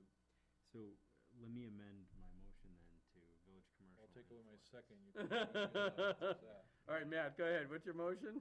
My motion is village commercial and flex. Okay. Are we up for discussion on And I'll this? Yes. second it. Go Yes, seconded, okay. I'll let him speak to it first, if you, okay. Al, you, My only you second. concern is with the flex is that as you try to get this message out and its talking points for what reality of what might be used in those parcels, I don't think you're gonna, I mean, even now Pittsburgh, we haven't seen one, I don't think we're gonna have a rush on these things. But I'm just saying, as far as that message, when you go out there, when you hear commercial and village commercial, people have a different understanding. Now you're gonna have to explain flex. You know, what that is, where it is, and I think that it could be difficult in the message unless you're looking at those parcels saying, these are prime candidates of people who would utilize it, then I would say makes sense. But if I don't see that looking in those areas that there's gonna be someone utilizing this program in those parcels. I don't see it, but, so now we have to explain what, in the message with the flex, that's just my only concern. Which one's, is the hardware store included in any of that? Hardware Highway stores, to the right? village district, The Which one? building village zone. commercial, Right. cause it goes right As well as to- a couple houses that are Right, after and that. it goes right to that street, was that? To the right of way. Hadley, Hadley Hadley Road. Kendall Yeah. Road. And so, Now, the flex zone is Depot Street on the West side of, west side of Depot Street. RSBO 1, is that on the right side of Depot Street, or is it left and right? well, Depot Street terminates. By the cemetery. At the end of it's a one. Well, you've got, Can you see zoning lines in there? yeah, Oh, the that dark line? Yeah. Real skinny lot on the All right, end so there. so RSBO 1 is on left and right on Church Street. It doesn't include that. It only includes basically Blondo's property and the sheet metal place, I believe, right? and Those are the I don't only- see any one of those utilizing No, this. but I'm looking at a sales point of view, that may be anything that we wanna try to get developed there. Could be some good incentive here for them. Don't forget, this is for rehabilitation only, it's not for new construction. Right, Right. and those But buildings you are, But you still have buildings there, though, Right. depending upon what they decide to do with them. and I My think, suspicion would not likely, they would be demolished and something bigger, better would, Yeah. I mean, it's possible that something could be. and All right, so we did have a motion on the table, and a second to have village commercial and flex. and flex. I'm gonna go right back to village commercial. Yeah, that's actually. we're running out of options. Why don't you retract that motion and Well, Well- we can vote on it as it is and just see if Okay. it passes. All right, so the motion was for village commercial and flex, all in favor, say aye. Nobody. Oh, That's funny. I'm sorry. Okay, who would like to make a final motion? I make a John, motion throw one to more in.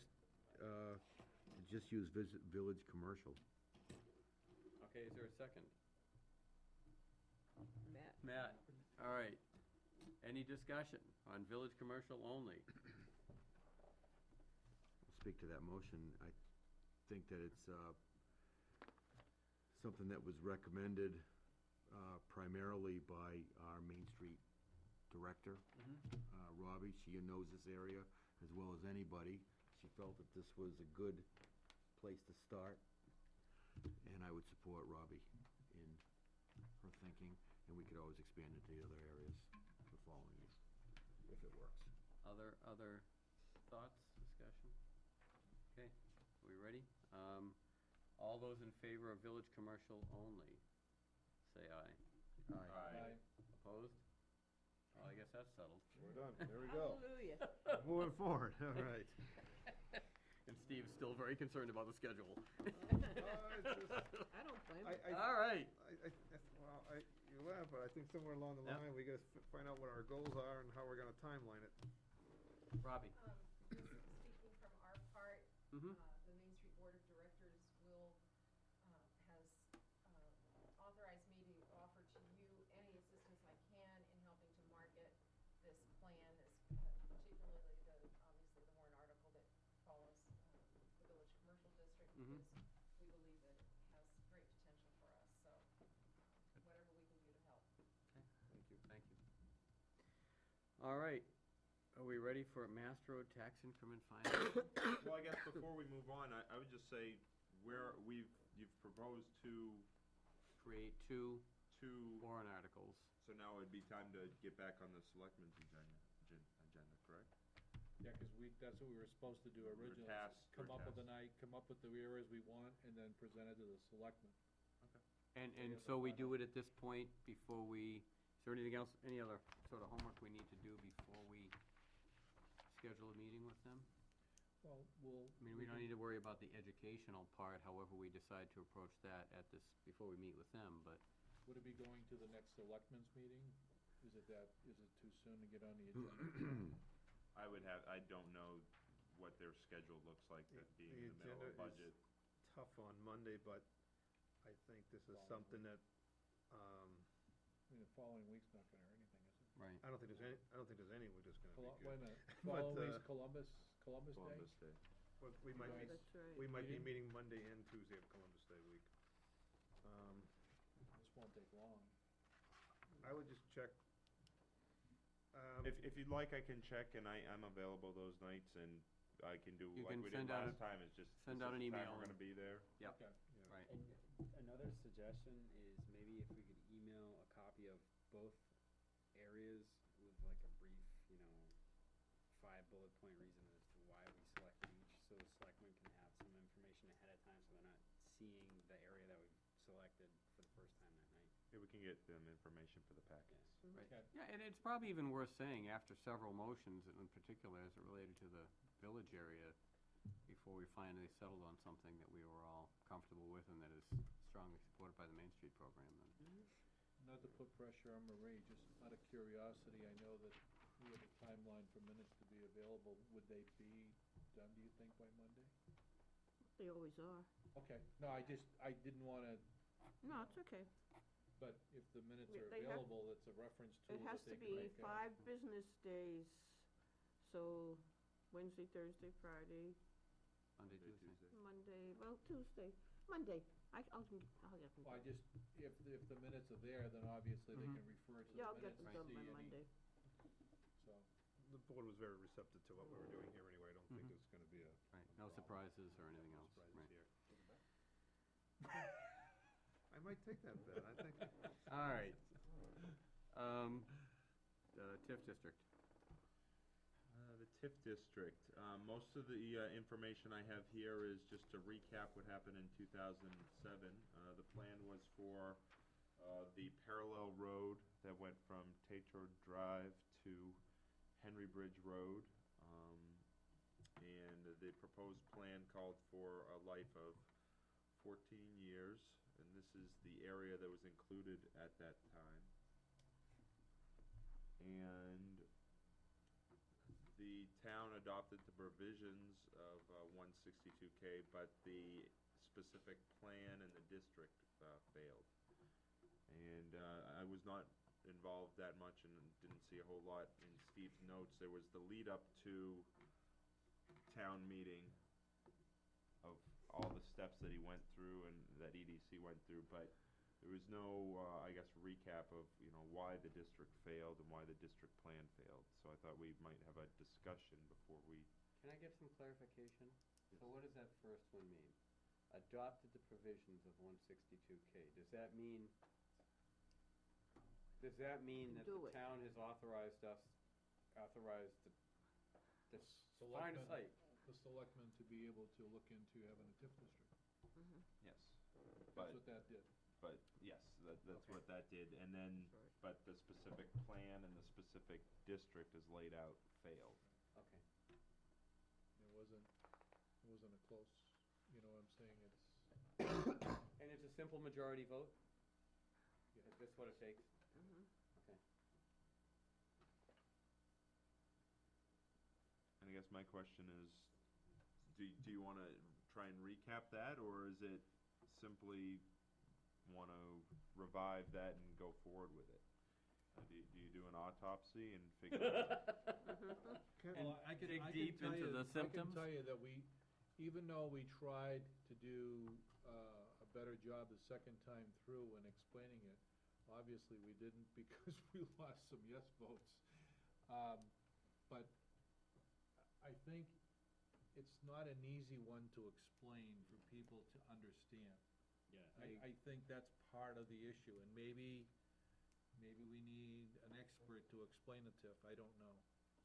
Obviously, I was chairman at the time, and I didn't do a very good job of getting that point across, Well, you so. don't need to beat yourself up. Well, no, but I'm just saying, in my mind, I was clear, but I think you need to have somebody that does this for a living, that's familiar with the way this works and what advantages and, to explain to people. Steve?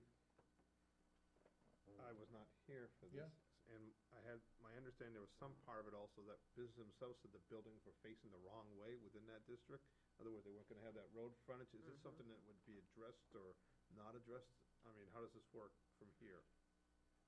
I mean, I know there was That some was all concern- part of the plan. Plan, yeah. Right. This is bad planning. But I mean, does, That was, yeah. Well, It was the planning mean, board being and short-sighted over the, there. I mean, I'm just saying, those are some of the things I have Business an understanding, unfriendly. but I don't, the other issue I have is, I believe at the time that was a standalone, where at this point right now, we'll probably have 3 articles out there. And sometimes people get worried about the number of articles regarding that. But if the message is out there regarding that there'll be 3 articles out there, that will help to promote business, and we get that message out there clearly, I think it could work for us and not against us, is what I'm saying. I don't think anybody can tell you what a TIF district is if you ask anybody outside of this room. But if you ask somebody what a shopping district is, or a business district, or a something, they may have more of an understanding of that word, because nobody knows what TIF means. Mhm. And I think if they don't know what it is, Mhm. they stay away from it. Yeah, I mean, it's gonna have to be a letter, I mean, within the Goffstown News, et cetera, there's gonna have to be a letter writing type Can- campaign. Can we call it something else?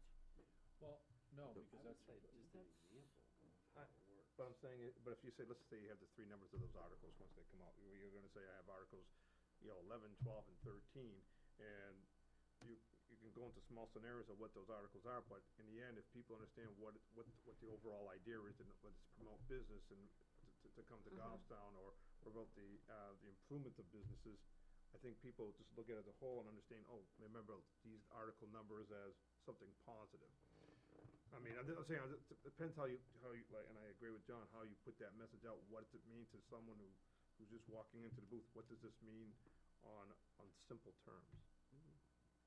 So, let me ask a question, because what I heard a couple minutes ago made me wonder, what role we have versus what role, planning has, if any. Because if there are issues or perceptions, and perception and reality can be entirely different, as to where these buildings fronted and where their back was. And I'm probably pretty confident that that contributed to the failure, any belief people had about that. How do we make sure that we're, who's delivering the message, and, what is the message? It not only contributed to the I'm sorry, Al, go ahead. Go ahead. No, Al. Go ahead, Al. no, I just wanna point out, the intent was to take traffic off of Mass Road to help relieve some of the traffic issues on Mass Road. That was part of the intent behind this. What it created was businesses were looking to get more exposure. And so the exposure part of it, about the back of the buildings facing Mass Road, didn't help them any. So therefore, it was a negative in terms of that. The other thing is that the cost of building this road, how far could we go, and so on, it was more of our intent to do it, but whether or not realistically it would work, it was hard to tell. Not only did the people run away from that idea, the businesses did too, because what I was told was there was actually at least one that considered it, but backed out because of the situation that they would, where their position would be. So was, Al,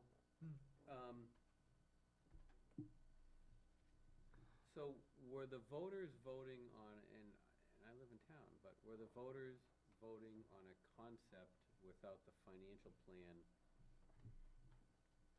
that may have been, in some people's minds, instrumental in? Well, the only financial plan behind it is that the way the TIF works is that as you put in the infrastructure to be able to bring in the business, and then they would pay their portion as they come in, and the money is held in I wouldn't say an escrow, but I'm not quite sure how the money's held It goes directly to pay down the bond. to pay down the bond. Direct. But that's my point about So the you'd have to bond. put in the infrastructure, and Right. that's where that would come. Now, I'm gonna ask, Is it the town's place to, well, Tony had his hand up before, and I'll bet you he's got a pretty good Just answer. as a member of the public, I kind of pay attention to what's going on in town. I never knew what the 2007 Mastro TIF district was, what it was doing, where this road was going, or where the money was coming from. Right. Never, in fact, to this day, you put that up on this screen, and I have no idea what you're talking about. So, Right. I think you missed a big part of the people that were paying attention. And I don't know why that happened, but I don't think it was a fully I don't think the entire town infrastructure here, planning board, this group, all the other groups really bought into an idea and were out there pitching it. So, would you think therefore, going back to my question before about planning board, that this is maybe not something that we can tackle ourselves, that we need to make sure at a minimum that we're doing this in sync with at least planning, A, and might we not also need to have a plan for the bond to begin the road construction or whatever it takes? Because you gotta have some money, I think, it sounds like you need to have some money up front to get X accomplished before you can pay for it with Every future TIF district- revenues from future development. Every TIF district I've been involved in, there's been an end user that front loads the development so that the taxes that they're generating, in fact, are sufficient to pay a bond. Now, I never heard in this project that there was an end user that was actually going to be paying any kind of bonding. Somebody's gonna start the ball rolling because there's somebody kicking in right up front. Okay, Matt, go ahead first. I was gonna say, Tony's right. I mean, in Pembroke, they had basically, it was an empty area with nothing going on, and a gravel pit, and Associated Grocers was moving from Manchester to Pembroke. The site had, and it was timed perfectly. The town was talking to the specific end user, and basically what happened is the property was assessed at like $250,000, this used up gravel pit. And based on the plans that they had submitted, it was like going up to like 5 million. So it was easy for the voters to see, you know, here's what this loop road is gonna cost, X dollars.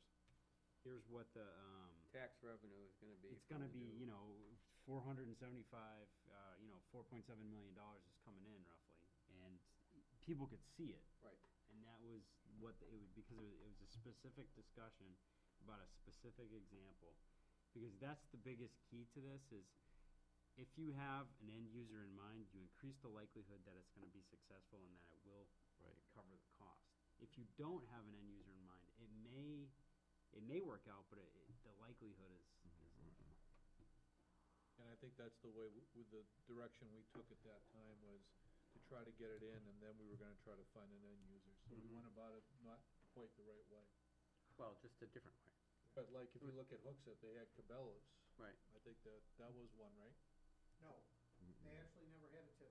Well, no, they wanted to do it with Cabela's, didn't they? But, the whole Exit 10 retail project in the Right. TIF district, Keene did a, hotel Right. that way. Milford has Horseshoe a TIF. Pond up in Concord is a TIF district. Yeah. Jeffrey's Main Street is a TIF district. All of those things had end users Yeah. that came in to actually do a project. Yep. And then the TIF district is built around those end users. Yep. And I don't think you can say, we're gonna put a road here, and then hopefully someone will show up. You need to have someone come in and say, this is where I need a road, but you guys have to pay for it on the front. One last technical point too, real quick, not to jump in, but there's two buttons to press. One of them is the vote that defines the zone, and then the bond, when you vote for the bond. That is the actual thing. So technically, you could put a zone in place and still nothing's happening. All you've done is capture it. That's what we were trying to do. Yeah, And okay. without having the rest of the pieces, it was very difficult to sell and very difficult Yeah. for people to understand. Okay. Yeah, exactly right, that you can, it's like, in this case, it serves as the incentive to say, to the town, this is where we want to put commercial development. This is how we think it should be paid for. You know, the improvements that need to be made would be paid for this way. And so we're going to block out this piece of property and say, this is where a TIF will be.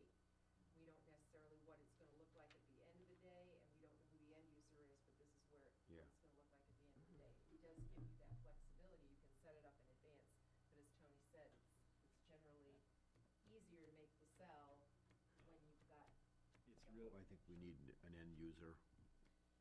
There are industrial parks and places all over the place that have been sitting there for years with no tenants. And again, you don't. Steve? We need an end Let me user. just try to make We need sure a that I plan. go around the room, so. Steve? This is one honestly we're not voting on tonight or putting idea out. I think we're just brainstorming this piece out. And I still like to think we could go forward and have something that makes sense of going forward and we can communicate it clearly. There's also the part where I spoke earlier about Mr. Rose coming in. I'd like to hear what he has to say about what, his experience and what his thoughts are from an outside view coming in and taking a peek at it. And it's not unusual, I mean, we see a lot of articles go up and we see them fail, and then they come back. I mean, it's because it's part of that communication piece. But, do you learn from, sometimes some things fail because we learn from it and we need to change our communication piece. Other times we need to change what the intent of the article was. And this one here is, like I say, is probably the most, I think it's the more, of the articles that we would get out, this is gonna be the more difficult one to go in. But if we're talking about three of them and will try, what's the best way to get familiar somewhat what this means versus just TIF one article out there by itself. And like I say, maybe we could tap on Mr. Rose. I'd like to have him weigh in on this a little bit also, weigh in quite a bit actually, and how that works with it as it goes through. Go ahead. Derek? And I guess when I looked through this, Al, you said the purpose was to get traffic to get that Trying to get parallel some of road. to relieve some of the traffic on 114 up into this area, so that it would be like two parallel roads. The intent was to come out just behind the county, right at the end of the first piece of county land where they have the gardens, to come out behind there to the traffic lights. That's where the road was gonna go through, and And, so and, on. and this was all done before the county did their charrette. Do you relook at, should you be focusing a little bit more big picture and looking at that charrette? And talking to the planning board about working with the county to try and figure out if that's a possibility. I mean, that's not 2011 town meeting, It's way out there. that's way out there, but Well, certainly in the charrette report, the charrette report talks about the importance of working with the town as well. They sort of see, or the charrette sort of saw, in all likelihood, the land sort of up behind the nursing home, in particular on this side of that, more behind the police station up in that area, as long-term potential development opportunities. Because of the cost of running a road, and the ledge, and all of those things that are up in that part of the land. Sort of as the last likely part developed, but that doesn't mean that somebody couldn't come along and propose something that might be interesting to the county and the community, so. John? I thought at that charrette, they were actually weren't, they actually didn't say it was a bad idea to have some sort of an access or industrial, commercial somewhere out behind the nursing home, if I remember, in those woods. And I think one of the thoughts was, and I believe I even brought it up at that charrette, was somewhere before the 114 intersection, before that, to bring an access to that TIF out behind the nursing home, behind the police station, and connect up. And that is in the charrette as well, yeah, as a possibility. It's actually also in the master plan, I think, Can I as throw, I looked at the master plan. can I throw a question? Regarding that parcel of land, The TIF area or the county now? the TIF, Sorry. the TIF, I'm Okay. not going with the county. Okay. If this would be used as an incentive, you're saying we need an end user to do that, but, so you have to put these pieces together, but can't we, what if it was declared a TIF, wouldn't that be the first logical step in moving forward? That's what we tried to do the first time, is to try, and maybe the conceptual we used was not enough to, created more issues than it did, getting the plan in. I mean, did it overcomplicate it instead of just designating the area that way? Maybe, Go ahead, Matt. two things. It kind of is a game of cat and mouse and chicken, so to speak, to get somebody to come in, but Chicken and the egg. it is, First. literally, and maybe part of the thing is maybe to say, you know, you're not committing $1 or taking any action until you vote for the bond. So you can draw something on a plan and just say, you know, here's an area, and of course we try and make it as informed as we can, maybe talking to potential businesses or whatever, to make it an informed area, but just to reiterate to people that until we actually vote on a bond to pay for X improvement, the town's not really on the hook for anything. I think that can kind of be helpful. Because once you pull the trigger on the bond, then things are happening, then if you build the improvement and nobody comes, then the town is paying for it. So that's the whole thing is You're never to- gonna get People the have no town to money, vote on a, at this point in time, you're not gonna get the town to vote on a bond to. Oh, right, but I guess what I'm saying is Well, that's right, the bond unless is they saw how was, But how would it, the money was coming in on the other side to take care of that. Well, Okay. I know we're just discussing, but personally, I just as soon try to push this community revitalization tax relief incentive through. And then, if we decide to visit the TIF, to visit it another time, not to do it all in the same year. Because I just don't feel that confident on moving. But I'm sorry, That's so me. you're I don't- talking about 79E and not, I'm just talking, I'm talking about not, yeah, I'm talking about doing, 79E only. only, and not doing anything with TIF. And TIF, it's gonna be there, it can come back at any point in time. What do others think? Are we It's marketing been it? adopted by the town for us to be able to do it, it's a matter of designating the area to do it with. John? Are we marketing it anywhere? Is it on the website? I mean, I haven't looked for it, but is it Marketing, the TIF well, for? no, we don't have anything to market don't yet. have a plan. We haven't decided we wanna go forward.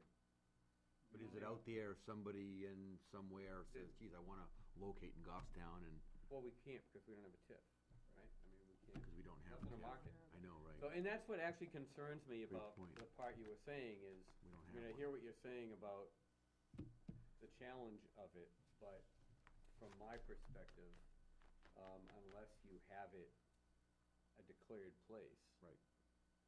You know, you're Sure. behind the 8 ball until you know, and obviously it is best to have Then an let's user right up front, but leave it alone and go with the other places that we have declared places of, like on 114, like on Back Road. my sense is there's a lot more tax benefit to the TIF than there is, you know, long-term. And I'd like to see how that all financially plays out to the benefit of the community. But I would think that's got to be a lot more beneficial economically than, you know, the tax relief incentive 79E, which you're not gonna see any change in the return to the community in the short term. So I don't know. Did you just say, I'm sorry. Go ahead, John. Did you just say that you think we should work on that TIF area I do personally, as yes. opposed to other areas that are already? Well, no, not as opposed to, but I think, my sense from what I know thus far is I would want to encourage us to go forward, but I think that's ultimately it's up to all of us. Tony? Without an end user to support a very specific bond construction project, it just doesn't work. It makes no sense at all. Mm-hmm. Not to even declare an area. To declare an area.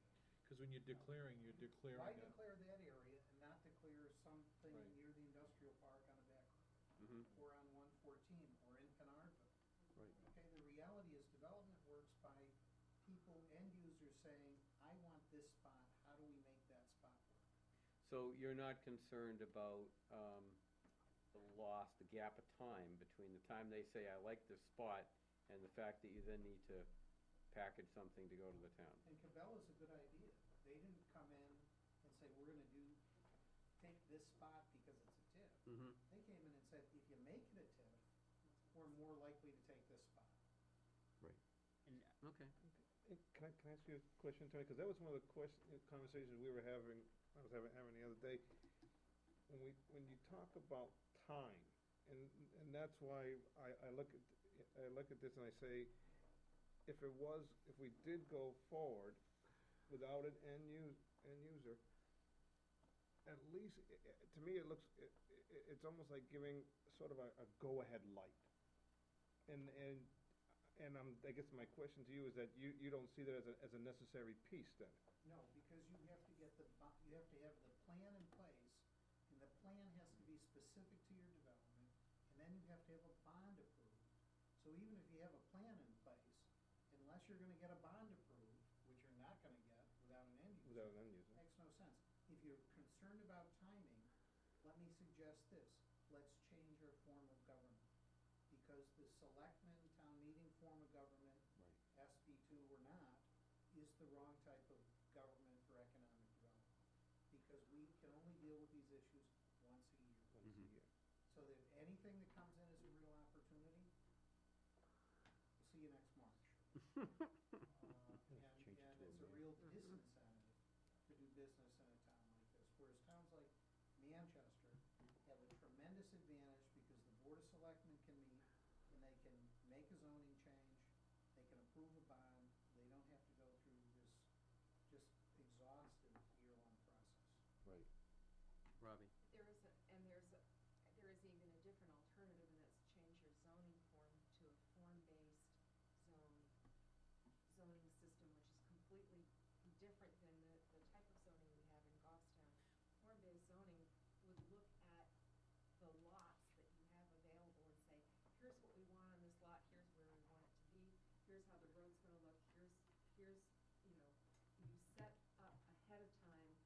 system of where do you want development to be and describe what it's gonna look like, and then you make those plans available to potential developers, so that somebody comes in and says, I want to open up X, Y, Z in Goffstown. They go to Derek and to Brian and they say, where have you got available? And you say, here it is, bam. They've got, yep, I agree to do this kind of plan, I agree to do that. The planning process the time is compressed, and then it can get to it faster. But that's a whole, that's a huge, Planning huge board, change. or whatever. It's a huge change to the way you currently do Mhm. But business. some of the conversations we were having is, been having anyways, that, you're correct, you have the planning board, then you have the zoning board, then they say, well, go to the conservation committee, and then you come back and you wrap around. That's And right. so, one of the questions, and what I brought up Monday was hopefully, Mr. Rose can show, maybe has some ideas from a different spectrum of how we could create it, not to expedite in a manner that would be unhealthy, but to make it more inviting and move through. And you don't see this as one of them, though. No, I don't at all. Does anyone else see this as one of it? No. Matt's got hesitation, so go ahead, Matt. It depends. It depends on, what's out there and what we're expecting to come in, and it's a chicken or the egg thing. And in terms of an incentive, we can already tell the world, hey, we've at least done step one, so we are willing to do this. It was just a tough sell to actually get step 2 and 3 done. Because there was no end user, there was no way to put it in concrete terms for the voters. So we can almost sell it to a developer in that manner. We've got step 1 done. We have authorization to do this. We just need to define this in better terms with a specific project, Again, thinking of the Pembroke example, it was really easy to tell people, once you got the concept down, you could say, here's where it's assessed now. The road's gonna cost this much. This is where the assessor actually took the site plan, the construction-ready site plan, before it was, everything was so coordinated. And he actually went and said, yeah, this is what it's gonna be assessed at. And if I remember right, it was actually more than what they needed to do the improvements on. And that was, Alright. it's really, it's a chicken or the egg thing, if you. Charlie? Question as a taxpayer and hearing about these things and not understanding what they are. Part of it's the learning curve, but how, if you look at that area from Tetro all the way over to just behind those homes opposite the Irving at that light,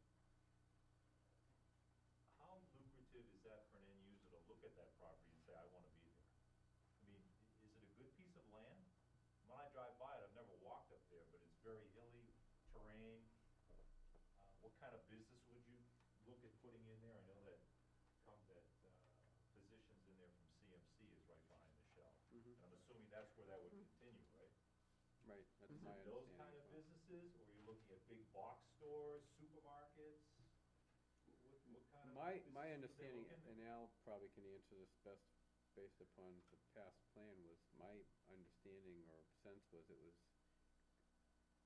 warehousing, industrial kind of uses, I don't know. Al? That's what we were trying to look at as possibilities. A box store is not gonna fit. Not a retail, right? Right.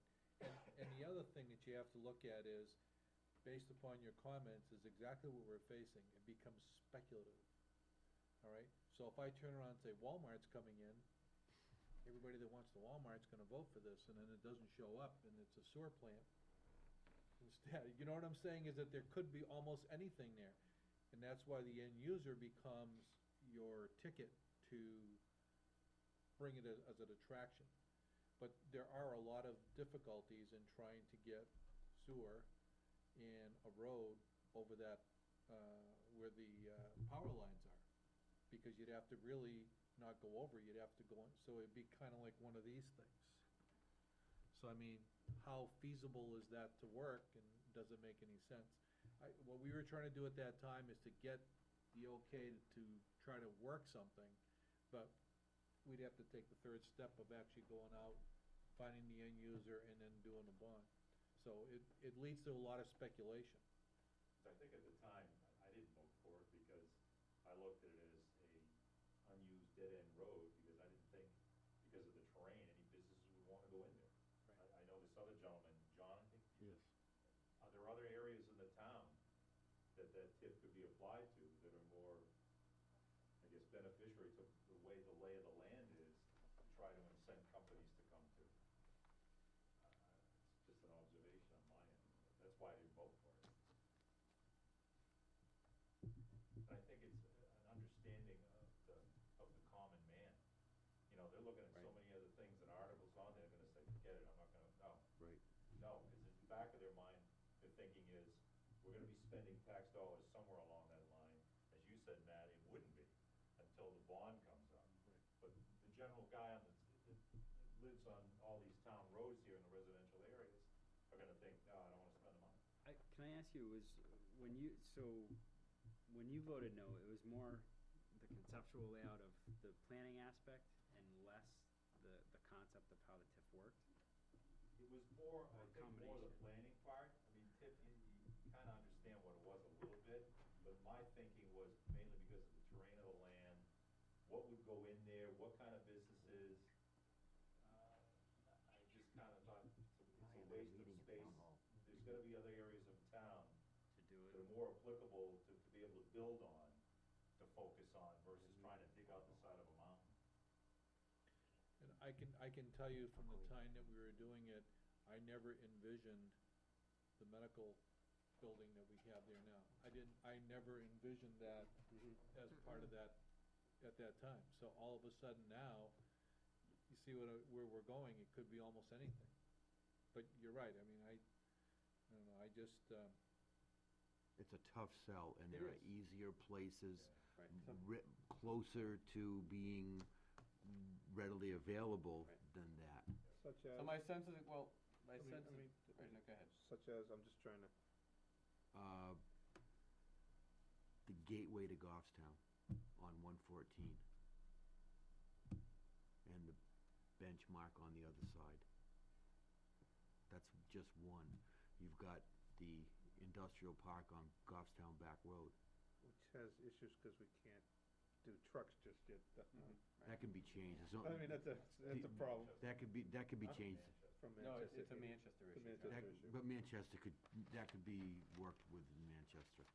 I would say the mill area in the village, on the river, that's a good way to revitalize it. There are easier, But again, Still gonna have the end user maybe. All right, it's, correct. my sense is that we're not ready to go forward with the TIF district. Right. Am I, I think am I that's- wrong? Is anybody I think there wrong? are other better places that we could concentrate our efforts. it's a tool that's out there, we have it available to us, and it's just something, if we find that we find a user that Right. could benefit from this, Okay. and we could benefit from it, to bring from infrastructure in, Mhm. because you'd have to bring infrastructure over to the back road. You'd have to be able to connect sewer. No, you could actually have there's water treatment, wastewater treatment plants that you could have on site. You wouldn't need sewer at that location, and it's possible. Well, you're limited, you could put a gas station and do that, but I don't know if you could do a warehouse, but beyond that, you'd need to have some sort of sewer capacities. I don't know, you could Alright. treat a lot of it. Anyway, Robbie had her hand up. What, would there be any, I mean, it sort of would be a little counterintuitive, I suppose, to say, to use the same boundaries that you just set for RSA 79E for TIF, because now you say we're not gonna capture any increase, and a TIF is based all on increase. But, if you wanted to really do bang for your buck, it seems to me, if, you offer as many incentives in the same spot as possible, and that makes that spot even more attractive. Off Again, that, counterintuitive to Yeah. say, we're not gonna capture it, but we're gonna use the capture to do something else. But, for example, in Jaffrey, their downtown is their TIF district. And that's how they've paid for their road improvements, their sidewalks, their new lighting, the, underground utilities, and on and on and on. So, some of the districts that you've just laid out tonight, again, not sure how that all would work, but I just put it out there. The more you stack, the better. I mean, the more incentives you have. I mean, another tool, I don't know that we could use it, but there's another thing out there, another RSA, 162N, it's ERZ tax zone or something like that. You've got to be a lower income community to use it, and I don't think we qualify. But the way that works is you designate another area where, a business comes into this particular part of town and they get up to $40,000 off their state business taxes. We have 4 of those. You do? Yes. Okay, good. The benchmark property, Gentle Slopes, Petro Drive, and the industrial park on the Nice. back road. Yeah, so there you go. I mean, when you can add that, plus 79E, plus who knows, maybe a tip or whatever, the more things you stack in the sandwich, the better the bite tastes.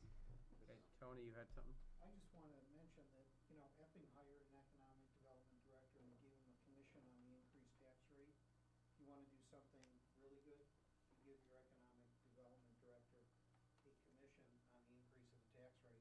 Get somebody out there actually actively marketing places in town. It worked in Epping, drive through Epping today.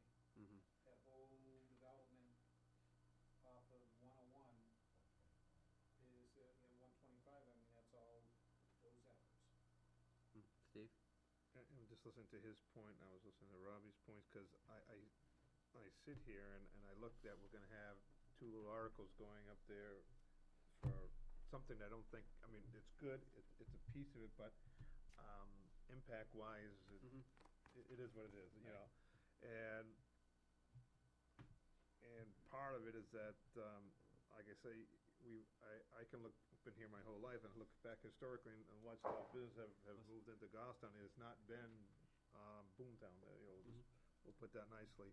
And we look at our percentage of the taxes, what comes from business, what comes from residents, and honestly, we are offset quite drastically. I guess the next question I would say, and I'm not saying don't do the TIF or not, and I'm kind of with Matt a little bit, what other things are there in the tool bag that would go forward to promote development within this community? And where do we go from here a little bit? I mean, something has more impact than some of the things that we just done. I'm not sure, I mean, I put that idea out there because I'm not sure, I'm sure there's people, like I say, I'm hearing different ideas. I'm saying maybe and that's why I was hoping Mr. Rose would be here. I'm looking for I think most people are looking for ideas in how it works. I mean, I've heard our form of government. I've heard, we've heard, idea of different TIF areas. We've heard, what incentive through someone who's dedicated as an economic development.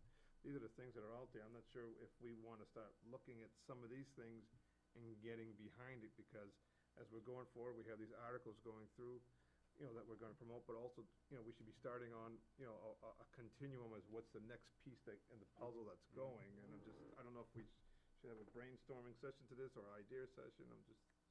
Just a thought. Matt?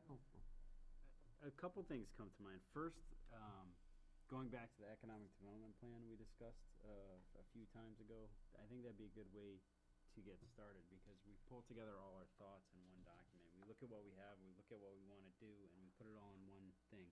In general terms, oftentimes people think of bringing new businesses in, and they often forget about helping the businesses that we have here stay and expand. So I think those are 2 things we have to always think of too, is try and pursue them both at the same time. Yeah. Those are two things that I couldn't stress enough. And I agree with the thought process, but I'm just saying, what are we actually looking to as a community to bring forward as a tool that's actually gonna have impact? And that's always the $1,000,000 question, I guess. And you're right, we did speak about the plan that was developed, and we thought, weren't we supposed to be getting a copy of that? Or I thought someone had charge of grabbing to look that up. Look up I'm sorry. A plan was designed, I wanna say, Yeah, oh, could be 7 years. yeah. Could be 7 years ago. And, you know, in other words, it's, and revisit that a little bit, but also, I mean, things on the ground have changed. But, we meet we meet maybe 10 to 12 times a year. It's a handful of hours, which speaks a lot to having someone from, you know, a sort of, someone who's an economic developer. But what can we, you know, you know, my question is, what can we do from where we sit here? And what would we like to promote is probably what's coming to my mind now. All right, John?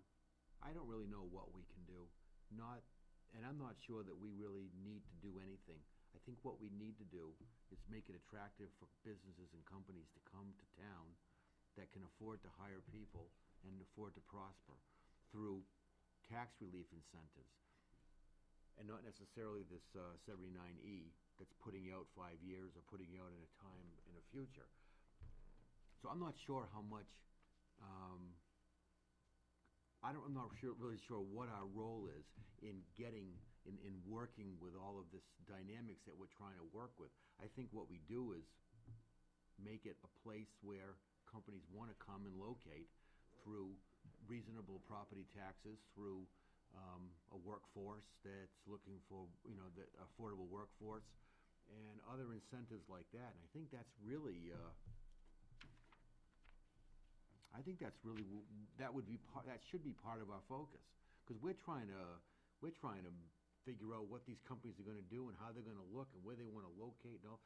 Let them figure it out. That's what they're good at. We're not. And I think what we should do as government is back out and just give them an incentive to wanna come here and let them figure out how they're gonna make it and where they're gonna locate. All right, go ahead, Charlie, and then I'm gonna move us on to, Has your body ever gone to another town with a similar body like this and asked them successes and failures? not, you done not that I'm aware of. I don't know if you do that. I mean, I've never been to one of these meetings before. And I didn't know if it's like, you know, you take the corkscrew out and say, what was successful for you in Dover? Or Littleton or Lebanon or the next town over, Bedford? And what were some of your failures? How can you help us, and maybe we can help you in coming up with some ideas as a council? Geez, if it worked there, it might work here. I would say part of it is, again, having a focused, you know, idea of what we're trying to do. Because oftentimes things just kind of, well, let's try this, let's try that, let's try this. And then they kind of get disjointed, and sometimes we lose momentum by doing that. And by making sure that we're all on the same page and we say, okay, here's the universe of things we want to do. Whether it's, you could do an infill development district in the downtown. You could look at the permitting process to see how to streamline it. In terms of tax incentives, I mean, there's only so much that we can do by the legislature, but max that out too, and look at how they all fit together, and you know, and also of course look at what we have and look at what industries are going to grow. I mean, this stuff is all available. The projections are at the state. So I don't know. I just, maybe it's the day job kicking in, but I have to have a clear picture of where you're trying to go. You know, what strategies can we do for retaining businesses? What strategies can we do for bringing new people in? And just kind of put them down and just say, here's basically a list of stuff we can work off. And it takes time too. It doesn't happen like quick overnight. It can take years to get things to where you want it. All right, I'm gonna move us on, and it's maybe a good segue with what people are saying to, what's next on the agenda is Goffstown Main Street Open for Business event. Yes. Which seems relevant to something that's some of the conversation in the last 2 or 3 minutes. I would like to introduce Charlie Tentis, who is a Main Street volunteer. He's working with us on a very specific project called Goffstown's Open for Business. And I want to tell you a little bit about it tonight. Derek and Dan and I have talked about it as with Brian Rose at the same time. Basically, we looked at the downtown, and over the summer we had a lot of vacancies. Yeah, I'm happy to report several, tenants, shall we say, and that, which is very exciting for us. We've had, can I go down the laundry list? If you'd like. Starting at the 28 Main Street, which is at the corner of Main and Depot, between Goffstown Royal Cafe and Luna Salon, there will be a new gallery. It's going to be called Silverlight Gallery. They should be opening sometime within the next 30 days. Moving up the street at next door here to Town Hall at 20 Main Street, next to Richard Thomas CPA, is going to be Patiglio's Pizza. Again, another one should be opening fairly soon. Across the street from Town Hall, there will be Scott's Tools and Equipment. They're getting ready, they're putting their goods in already. And the building that has been vacant for, I think, probably the longest of all of those, I don't know, I guess across the street would be longer. But next door to the Main Street office at 13 Main Street, we'll have Sawyer's Main Street Breakfast and Function Hall to be operated by John and Patty Putnam from Putnam's Waterview. This will be a breakfast location, and we are absolutely delighted with the changes they're making to that property, and they look to be opened in the next month. 79E would work great for them. Yeah, absolutely. A good example. So we're very thrilled, but we still have some very key vacancies, of course, Mill being the biggest one, but we still have others as well. We have office and retail space. We do have some residential space that's available, and we'd like to invite potential tenants and, in some cases, buyers to come on a specific day and time to meet with representatives or owners of those properties and representatives of the town in an open house setting. So we've selected Saturday, November 6th as the date. The times will be from 10 till noon. We're working with the landlords and the property owners and their representatives to be on site during those times.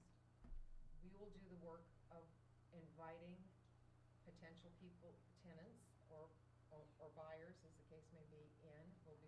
Charlie is working with us. We'll be working with different agencies around the state, including DRED, Microcredit New Hampshire, the Scape Business Incubator, Southern New Hampshire University, UNH Manchester, to try to identify some potential entrepreneurs who might want to come to Goffstown.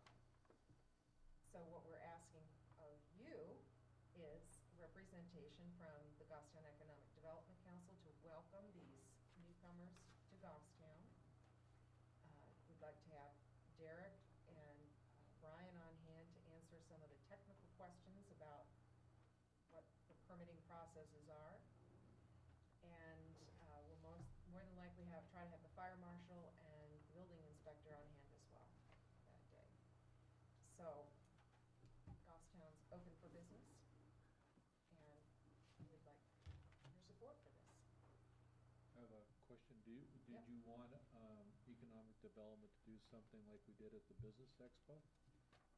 Is that what you're looking for us to do? Or where we had sort of like a booth, that we had a table and we had information? Yes. Would we be doing that here at the town hall? Yes. Okay. This will be the central meeting place, is a welcome site where all of the potential people would come. They'd get a welcome packet that we'll put together. They'll be able to meet here. There'll be a map in the welcome packet. They'll go out, talk to the individuals that they're interested in and the properties that they're interested in. If they have questions, they come back. And did you, And there will be snacks. did you say the date again? Did you have it? November 6th. November 6th, Sorry. What are the times? 10 10 till to noon. 12. Do you have a committee for this? Yes, we do. And when's your next meeting? Well, Do you have Charlie and I are meeting next week, but our whole committee, we're doing a lot of things by email. Actually, it's John Denoncourt, Charlie, and me, and Dan. You're meeting next week? Oh, you're involved? I'll be As going an to the next. advisor. Oh, okay, Yeah. all right. No, that's fine. I was Been a gonna, little swamped with many Yeah. things lately, offer to help out, Great. but that's good. but I didn't want to overstep. You're not overstepping. believe me. We are meeting Time's up Monday. to you. Monday morning at, what's good for you? What time, I mean, Monday the 4th? Monday the 4th?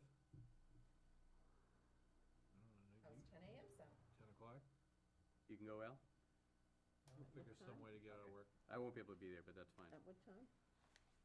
Monday at 10? 10? Great, thank you. At Our office? your office, okay, Main Street office. Okay. Other questions for Robbie? Do we need to have a vote on this to officially support, or is that not necessary, or? Well, if I'm going to do any representing of the Economic Development Council, I need some direction. Or am I just gonna go and volunteer and, for the sake of volunteering? Well, I'd Because they certainly said they wanted some sort of booth and we can probably do something like we did with, that's something I can work with Derek on. if Yeah, you want. and I can work on that as well. Yeah. I just can't make that meeting, that particular meeting, but I've got the 6th in my calendar. November 6th. So do we Up to need you a? guys. I mean, I can do it. I think we're all. Okay. I'll make decisions, I'll spend our money. No, just kidding. Taxpayers, I'm kidding. All right. Anything else, Robbie, that you wanted to? I'm very excited that you are working on RSA 79E, and I'm more than excited about the 4 new businesses in the downtown. Yes. And I know hope you that are. you will all make an effort to come and welcome these Mm-hmm. newcomers to our community. Yep. You've been working Soon hard. we'll have some pictures up on the website about available places in town. It's being worked on, so. And if there's others, and maybe, if there's other places where you see some possibilities, let me know, I'll take some more pictures and see if that helps any. Actually, on that, you can actually link the Neerin website through our EDC website. And Neerin is? The real estate search engine thing to look up all just commercial properties. You can link that right through our website, so you can cost them. Good. All right. Anything else? Tony? Southern New Hampshire Planning Commission met today, and the one takeaway that I took from it, Yep. changing the subject from where you've all been, transportation. Basically, we listened to Tim White all afternoon. He's reviewing the transportation improvement plan, which is the first 4 years of the 10-year plan for our region and just eventually the entire state. One of the graphs he provided was this 2035 no-build plan that shows congested areas for traffic in the 13-town region. One thing to note is that Mast Road from the Ware line all the way to 114A through Pinardville to Manchester, big black line, lots of traffic there, okay? And 114 coming out of Manchester through Bedford, really congested. Congestion stops when it hits the Goffstown line. That's 2035, how many years from now? No build. All the projects on the table today, we build them through 2035. A lot of this stuff goes away. None of Goffstown goes away. The big black line going through Goffstown, still there. The 114 congestion, still there, except it stops when it gets to the Goffstown line. Which is important to me because it indicates that none of that traffic's actually coming to Goffstown. The only traffic we're getting is through traffic into Manchester. The TIP plan, 4 years. The 10-year state highway plan, one project in Goffstown. Rails to Trails project. That's it. I'd suggest that we in town need to start focusing on our transportation issues and tapping into the biggest source of any kind of governmental money, and that's transportation money. Because no matter what you do in town, you're gonna create or exacerbate these existing transportation problems, and it's not gonna help to increase what's going on in terms of the Main Street community, in terms of retail, unless you can manage the traffic situation as it comes through town. So just a thought, let's think about focusing on transportation issues. I don't think we do that in this town at all. Can I, another dorky day job moment here is there's this thing, it's the land use transportation cycle. You know, essentially what happens is you develop a piece of, an area of town, traffic increases, so you increase the traffic, the road capacity, which then increases the development potential, which then increases traffic. It keeps going around. Tony is right, we have to, this is part of economic development to make sure that our infrastructure is sound, because face it, nobody wants to go to South Willow Street to shop. The traffic is the number one deterrent. I mean, it's a nightmare. Stop every 2 minutes and take 15 minutes to go a mile and a half. It's crazy. So this might be, so there might be funds, are you suggesting there might be funds to improve or build new roads, networks, whatever? I'm suggesting that this town has had traffic issues for years that have never been addressed, and there's been no effort at the town hall level to address those issues in the near term or in the long term, both historically or as we're going forward. And that's what needs to be addressed. I know that there was a traffic proposal which was adopted in part by the selectmen and is now being implemented in part, but it doesn't really address the major issue, which is the volume of traffic that is currently going through town and will continue to go through town, which is just not accommodated on the roads we have. I don't have any recommendations or suggestions on how to deal with it. I'm just suggesting that maybe we ought to start thinking about it. Understanding that if you do have a plan, money becomes available for that type of plan.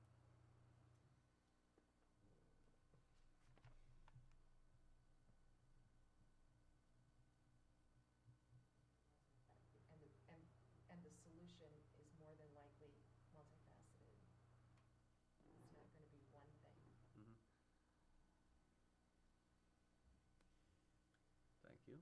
And let me also say this, because also in this presentation is the complete budget through the next 20 years for the 93 widening project. And the Planning Commission recently did an online survey, and if you haven't answered the survey yet, please go to their website and answer their survey. But one of the interesting questions that was asked was, is your town dealing with the growth issues anticipated from the I-93 widening project appropriately? And overwhelmingly respondents said no. Oh, interestingly, who answers that survey? You know, it's folks like us who know that there's a survey and who are actually participating in these programs. Not a high level of response, but the people who respond are fairly knowledgeable. And, you know, we have, at this group and at the Industrial Corporation and at the Selectman's Office, you know, we've talked a lot about the CTAP program and what we could get out of it. And we've received a grant that's gone into the Rails to Trails program. We've received a grant that's gone into the website, but we haven't used any money to actually plan for the growth. Okay, so I guess my concern would be that the fact that we don't plan for the growth means that we're inhibiting our ability to grow in the areas that we do want to grow in, which are the commercial and industrial areas. Because we will get the residential growth. There's no question about that. It's going to occur in Ware, it's going to occur in Dunbarton, it's going to occur in New Boston, and it's coming through on our 114A corridor.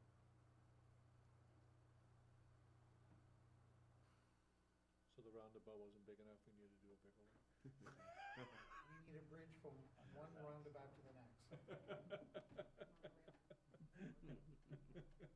right, any, I have no more happy thoughts for you. anybody have anything for Tony? With his role with Southern Hampshire Planning, or? All right. Do we have any other business? The only other thing is Brian was unfortunately had a prior engagement, so he wasn't able to attend tonight, but he is gonna come to our next meeting. We only invited him at 9 o'clock last night, and All right, if there's no other business, we can And entertain. Brian Rose is coming here to do, To discuss, I guess, one of the things he wanted to talk about was the potential of somehow streamlining the permitting process, but also some ideas he might just have in general about. and should we prepare him for things that we may have? Steve brought up some things tonight, I'm wondering if we need to prep him on anything. I mean, I'd hate to have him come here and then give him a bunch of questions and have no answers. Economic development plan, so that's your last. What was that, Matt? The plan, the economic development plan. I can I will touch base with Mr. Rose prior to them, but part of it is that